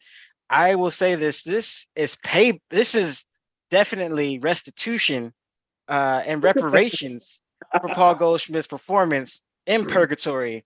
Y'all forgot who Goldie was back in 2013 and 2015 when he finished runner-up both times. Mm-hmm. He's going to be modest and say, "Oh, this is probably one of his best seasons ever." No, look at the numbers from that time. He was in baseball purgatory. The dude not only was hitting like he is now, he was stealing bases, and people forget that he could do that back in Arizona. I've been to some games because they're cheap. The beer and the hot dogs aren't. But I've seen Goldie play at Chase Field, and man, he was that dude, and people forgot just because of the team he was on. And I'm happy for him. It's about damn time that he got the recognition. I mean, yeah, you have the All-Stars, the Gold Gloves, the Silver Sluggers, all that, but to be the MVP that I've seen, because he did carry a bunch of old dusty farts. He deserved it, and I'm glad him and Nolan got to go at it. But this was rightfully back pay for those years that he spent in baseball purgatory. Shame on you, Diamondbacks, for hiding MVP talent and not backing him up with great teams and support. Diamondbacks hide a lot of stuff, and they've been hiding a lot of stuff since their World Series win. So players kind of go over there to finish up their careers, you would say. But yeah, man, you're right. And if it wasn't for Andrew McCutchen and then also Bryce Harper having the years that they did respectively in 13 and 15, we're talking about Goldie now getting his third MVP award, excuse me. So Goldie needs to be talked about more as far as for elite first baseman in the league, because that's exactly what he is. All right, let's move it over to the AL, and Vic is gonna have a huge smile on his face. I know it. There you go. Bring it. The home run now, king, the AL home run king, Judge, well deserved. Really, between him and Otani, not much else to say as far as Judge and the amazing year he's had. Everybody that watched baseball and knows anything about baseball was following him throughout the year from his first home run to his 62nd. Just crazy numbers. Mike, throw it over to you, bro. Start us off. Oh, who cares? Look, yeah, no, I mean,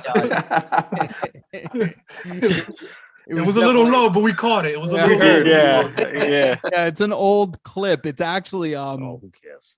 when somebody called into Mike Francesa and real quick he's backstory. great. And Stan Lee just died. So you got the little cartoon comic thing. Oh, But yeah, they're like, hey, Mike, Stan Lee just died. And he goes, who? He goes, Stan Lee. He created Spider-Man. And Mike on the air goes, Oh, who cares? and then the guy responds back and he's like, Jesus, Mike, you don't know who Stan Lee is? And he hung up on him. So it was our That's first great. ever drop for our soundboard. But yeah, it comes off a little too light. We got to up the volume on that one for sure. But yeah, look, dude, I had to sit here while Corey for the entire summer. When Judge is gonna hit 84 home runs, like, all right, man, like chill out. He didn't do much in the playoffs, guys. First off, but yeah, this award's not for that. But also, it took him a while to get past. I mean, 60 to 62 felt like it was an eternity, you know. And I think because, I mean, baseball made us watch it, even if we didn't want to watch it. You know, you're watching ESPN Sports Center, they're cutting in, like everybody was cutting into Aaron Judge watch. And I was just like, like he's not really the home run champ, but deserves MVP, deserves everything, and the baseball purists and the guys who haven't voted Barry Bonds in and don't like Barry Bonds for other reasons are going to say he's my home run champ. You had what's his name, Roger Maris's son saying that. It's ridiculous, dude. On that part alone, don't give him the MVP. But the Yankees now have to have another. They're probably pissed that he had it because now he's got another weapon in his arsenal to get paid, right? So now, it's just one more little check mark. So I'm gonna throw it over to Vic now. We'll do it over that little thing we talked about. Get it off your chest, bro. I know you got something to say. Get it off. Go ahead and say what you got to say. Talk your shit. So your chest. Say it with your chest. Go ahead, bro. I got you. So Mike, they had this. There was a little thing that we had earlier in the year. I think it probably started around July. I want to say July, August, where the Shohei Ohtani thing started to come up.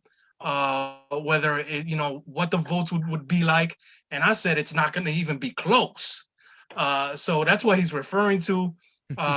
It looks like the votes were 28-2 for first place for Judge. We haven't exactly figured out. Don't change it now. You didn't say that the vote wasn't going to be close. You said that the gap between Judge and Ohtani this year wasn't even close. So that's not the same. What are you talking about, John? I need a whole show for this. Y'all gonna need a whole show for this. This is a whole nother show. I love this. You said that the gap between Judge's season and Ohtani's season wasn't even close. And I said yes, it is. I said Judge is the clear favorite, but it is close.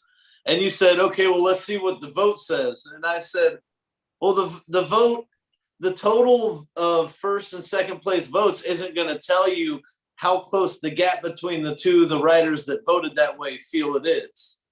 You got to wait for their articles to come out, and not all of them are going to publish their thoughts on it. A couple of things here before you go, Vic.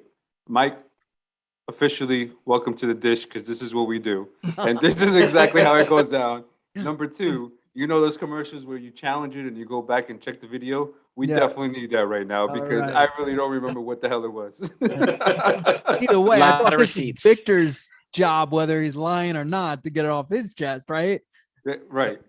Yeah, no. So I mean, like, listen, it's 28 first place votes to 2.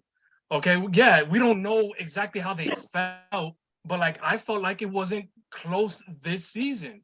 You know what I mean? So like 62 home runs, the 136 RBIs, the fact that he was even in the Triple Crown discussion towards the end of the season, he started to fall off based on pressing or fatigue or whatever the case may be.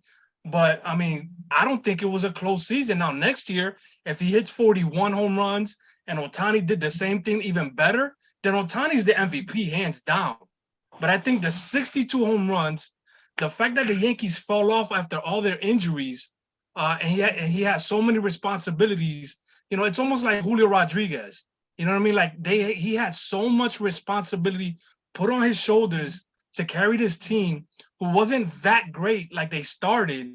I mean, I don't even think it was that close. And I think that the votes kind of show it in a sense. The two people that voted for Ohtani, I would like to know why they did, but I mean, it is what it is. We don't, it's going to be tough to determine.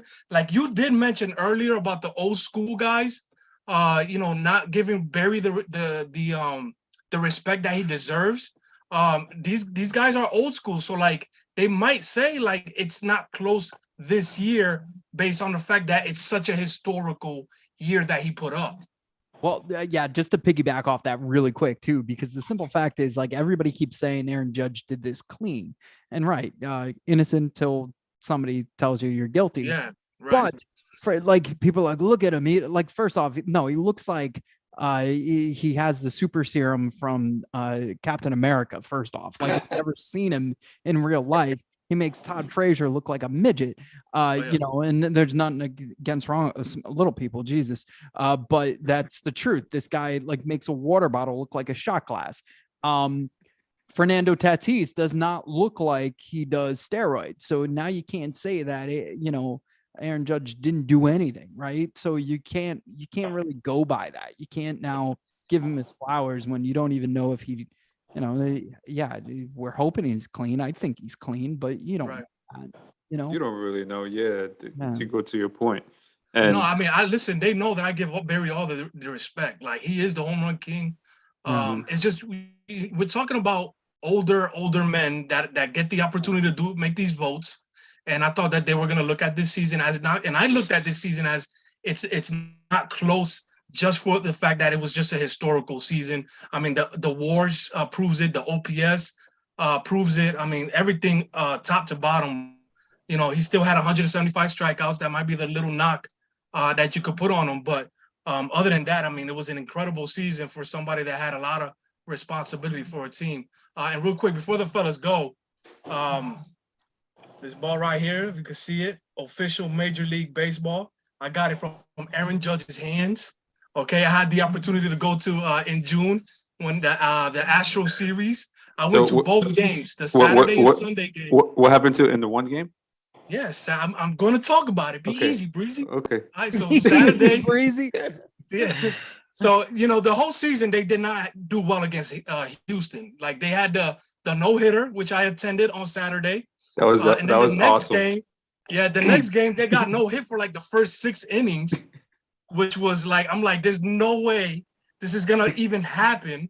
Okay, but he was able to hit the game-winning home run that game. But I was in the second deck as they were going to the dugout, and it looks like all the players give him the ball when they make the last out to throw it up, and I see him looking up to the second deck. And I'm eating my chicken bucket, the famous chicken bucket in Yankee Stadium. And I'm like, wait a minute. He looks like he's going to throw this up there. I threw it to the side real quick to my son. And sure enough, he launched it up to the second deck. I'm touching an MVP ball right now, all right? He sleeps with it in his pants, too. What I want to know is, did you automatically take the ball and smell it and see if it smells like him? You know he did.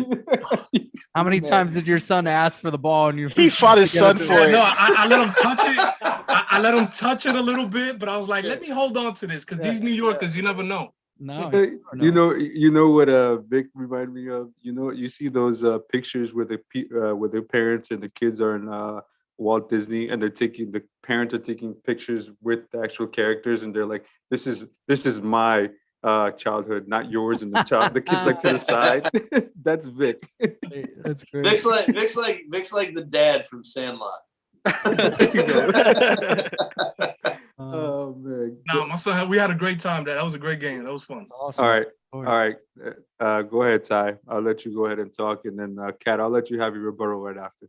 Okay, I gotta, of course, I'm gonna be the meme guy here because the theme of this season for Mr. Judge, Mr. MVP. I couldn't. There we go. Hey,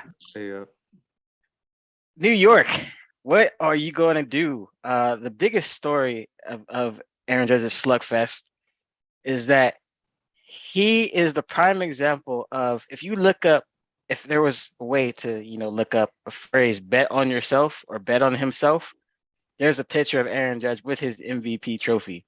Mm-hmm. Now, he's a professional.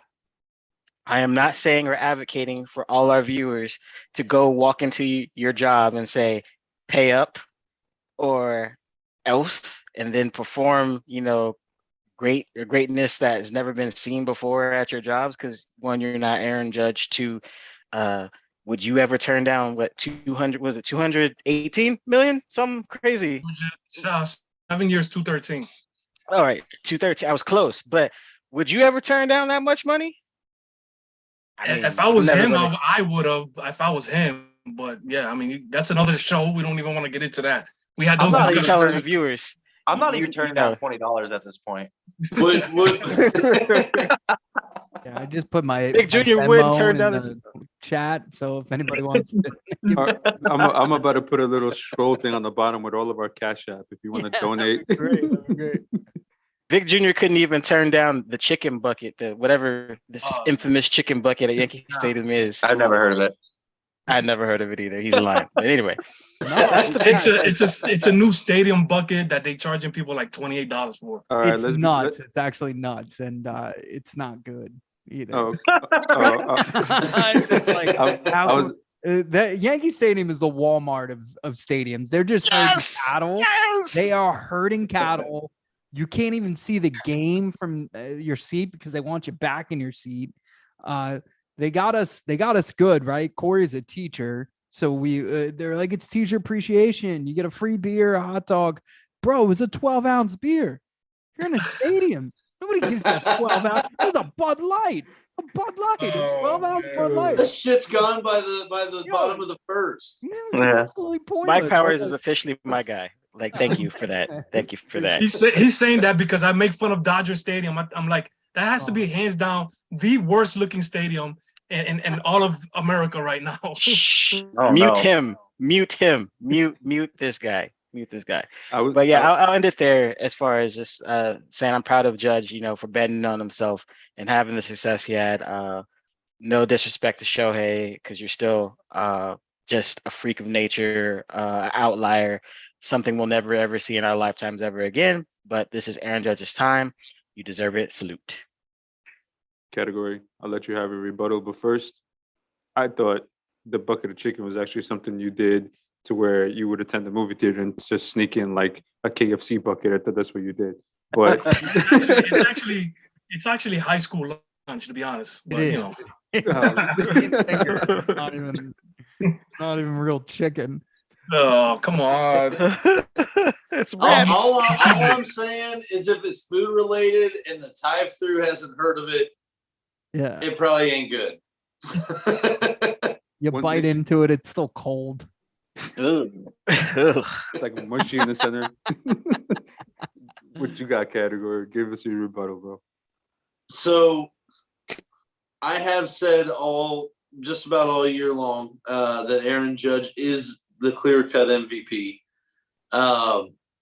But I don't that's like a huge stretch. I don't like your argument in particular though, Vic. You talk about him making history.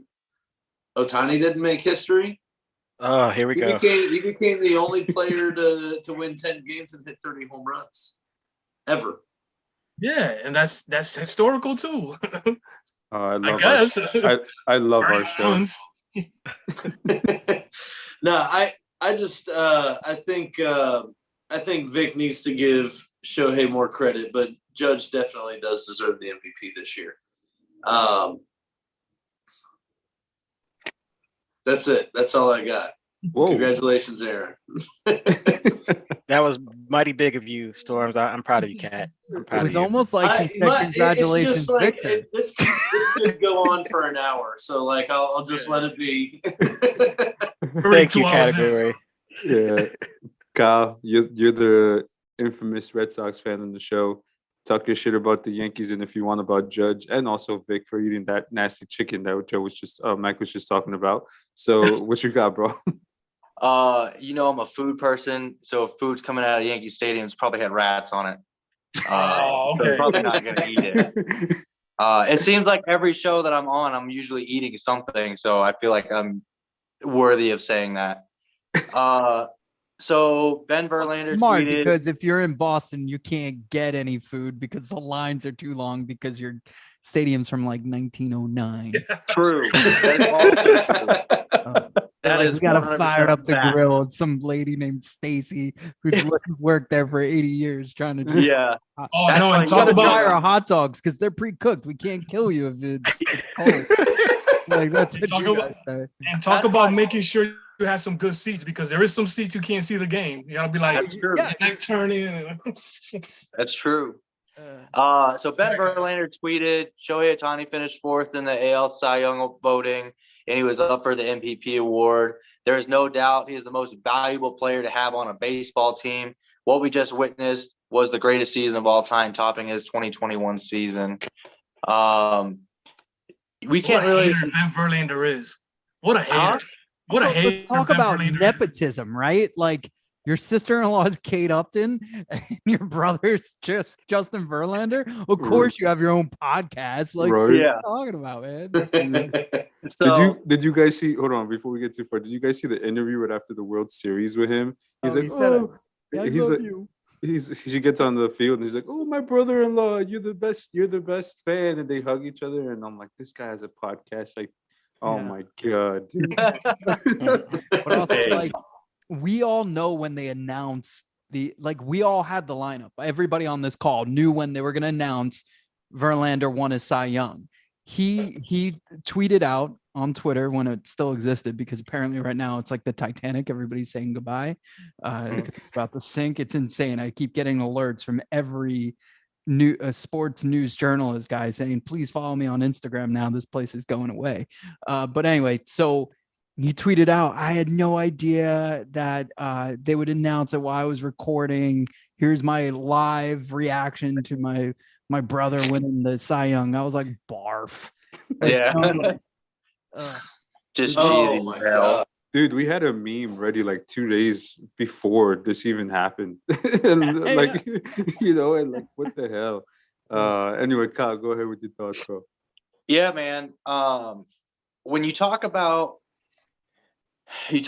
guys that are betting on themselves, right? Like Judge got that huge contract at the beginning of the year, and he was just like, "Nah, I'm not doing that," right? And then he goes out and puts out this ridiculous season. Home run watches, like Mike was saying, literally, like they're like, "Oh, you're watching, whatever," and they're like, "Oh, here's Mike Trout," right? Or no, excuse me, not Mike Trout, Aaron Judge. I'm sorry. And then it's just like, here's this guy. You could be watching the cooking channel, watching Martha Stewart cook, and here's Aaron Judge because this is important.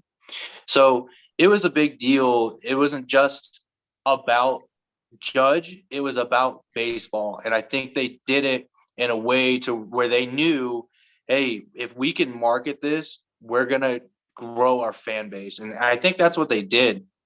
Everyone knows who Judge is. It doesn't matter if you only watch one sport or if you watch no sports, you know who he is because you see it all the time, right? And then that's how you market that. Now, when it comes to the other side of it, when you look at Shohei, Shohei's only been in the league a couple years. Shohei does something that almost nobody ever does. And to do the things he's done, and you got to remember, he did have Tommy John, a couple years back.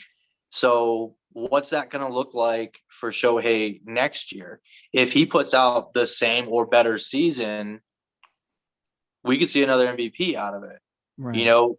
Are we going to see Judge hit another 62 bombs, or are we going to see Judge hit, 40 plus bombs, or are we going to see only 30? We just don't know. We don't know what that looks like every year. And same thing with Shohei. We don't know what that looks like every year, because you never know what's going to happen with an injury bug. Knock on wood. I hope no one ever gets injured. But it's just one of those things where you got two very unique circumstances, and you just had to pick the better of the two. I mean, yeah, Judge hit his balls, man, and that's what he did. He bet on himself. So let's see what happens. I saw talks. I don't know what it actually is, but I saw talks where Yankees went into the meetings and they said, "There's nobody outbidding us. This is going to be our guy." That was how actually is like active as hell all of a sudden, because I think he's starting to notice that if they lose him, it's not going to look good for the next however many years. So he's actually saying a lot of things, and I guess he went up in front of everybody and said, You're not going to win this bid. So it's kind of hilarious to me, but that's how the Yankees been running things lately. Yeah, but is that what it is, or is that because there's a number he's not willing to go past and he wants to scare the other teams away from offering that contract? I don't think that's going to scare teams away, though. Like, why? I mean, why I don't either. trying to intimidate them? I don't either. I can't wait to watch him hit balls into McCovey Cove. So I mean, here's the thing. Like that is home for him apparently, but he's living in Tampa Bay now. Like he's an East Coast guy now. So yeah, like California is home, and he's an hour away from there. And the Giants, was his team, but he is a Tampa guy now. So and then Rizzo coming back to the Yankees. I mean, we could go all day about it, but it's a good chance he's coming back. It's a better chance at least since a couple of days ago. So here's the thing, and Mike, I've been saying this for the longest in the group and here in our shows, and I've been saying the Yankees need Judge more than the Judge needs Yankees, because he's the face right now. If he leaves, who's going to be that face? They got nothing. They don't have a person. They need that. They need a Jeter type player. Not saying he's Jeter, because Jeter's an all-time great, but he can be that. And he showed that he can be that this year because he stayed healthy. We've said that. This is the year which he stayed healthy. He bet on himself, and he proved that he can be that face. And the Yankees basically fumbled, at the beginning of the year. And Ty, pay up. It's time to pay up. I mean, to me, again, he was worth $37 million. Right. I mean, because if you look at Trout, as great as Trout is, he's just not haven't been available. And Judge for the last couple of years has stayed healthy. So like minimum, it should have been 37. Now he's going to cost you probably 45. You know what I mean? The other thing, saying what Victor said, Mike, our biggest thing is best ability is availability. We always say that. And, Judge has proven that this year.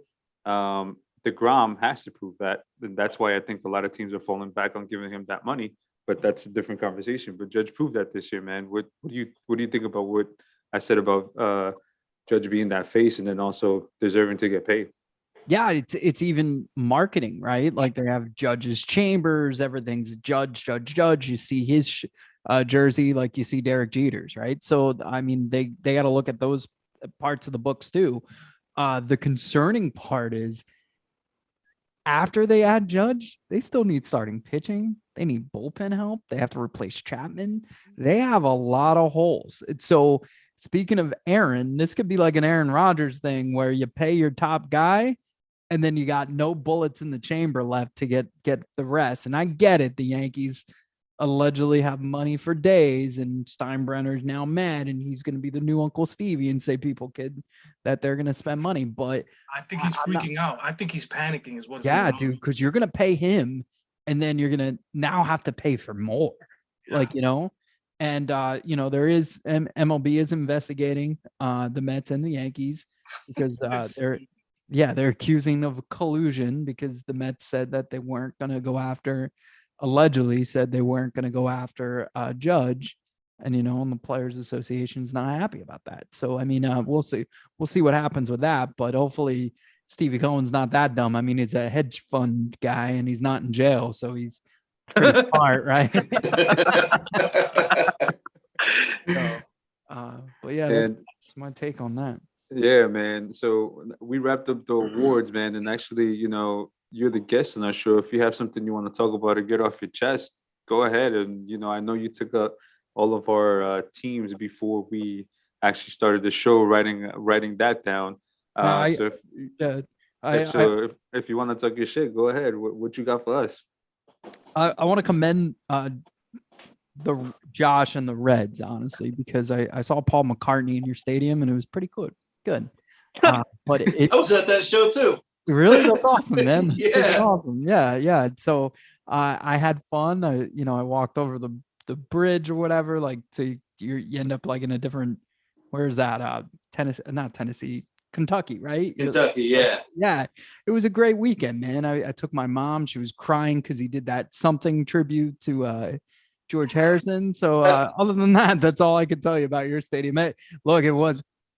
I feel bad because I feel like the ballpark was in between, like when there were giant cement, like it's in between like what the Vet and Shea Stadium look like and what the new stadiums look like. So you're like in that weird in between phase where like it feels like you're going to heaven by the time you get to the upper deck. So like literally, like I lost my breath. I thought I was going to die. But it was a fun time. I already bashed the Yankees and their terrible food, Red Sox, terrible accommodations. Yeah, man. If you're behind home plate in the very top row, you can get altitude sickness. It feels like. The Dodgers,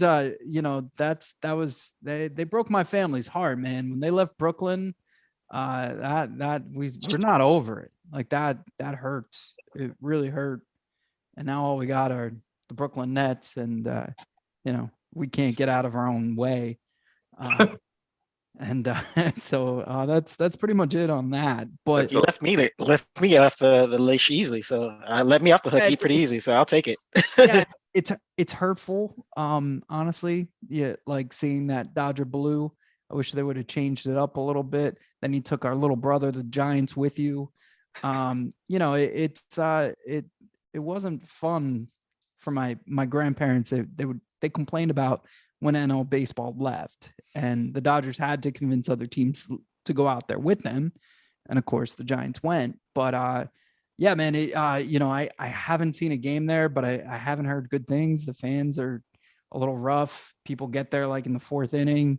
Traffic is a nightmare. And apparently whenever I've been in LA and everybody, like when you sit down at a bar, they like ask you how you got there. And I was like, it's called Google Maps. I don't freaking know what road I took. The lady goes, get off this exit. And I get off the exit. Like, but then like the guy didn't want to talk to me because I didn't know how I got there. And I was like, is this like an LA thing? I don't get it. Like the next day it happened to me again. I was like, am I being punked? Like, so if I ever go back out there, I'll keep track of what roads I take. Some of this is very true. So you're an honest man. Thank you. I'll give you that. So next, I need you to print out the directions in MapQuest and show it to them. This is how I got here. Like, here you go, just slide it across the table. Throwback Thursday for that.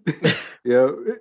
I prep more for my commute to a restaurant in LA than I did for this show. Also, when you're in California, don't ever use the word interstate. It's the 1 or the 5 or. All right, got it. I don't know why, but like my sister lives in San Jose, and I was out there visiting, and she had some friends over, and I don't even remember the name of whatever it was. I said interstate something, and they were like, the what? And Jorge, thanks for having me, and you got great taste in baseball. So My man. friends though. No, I'm just kidding.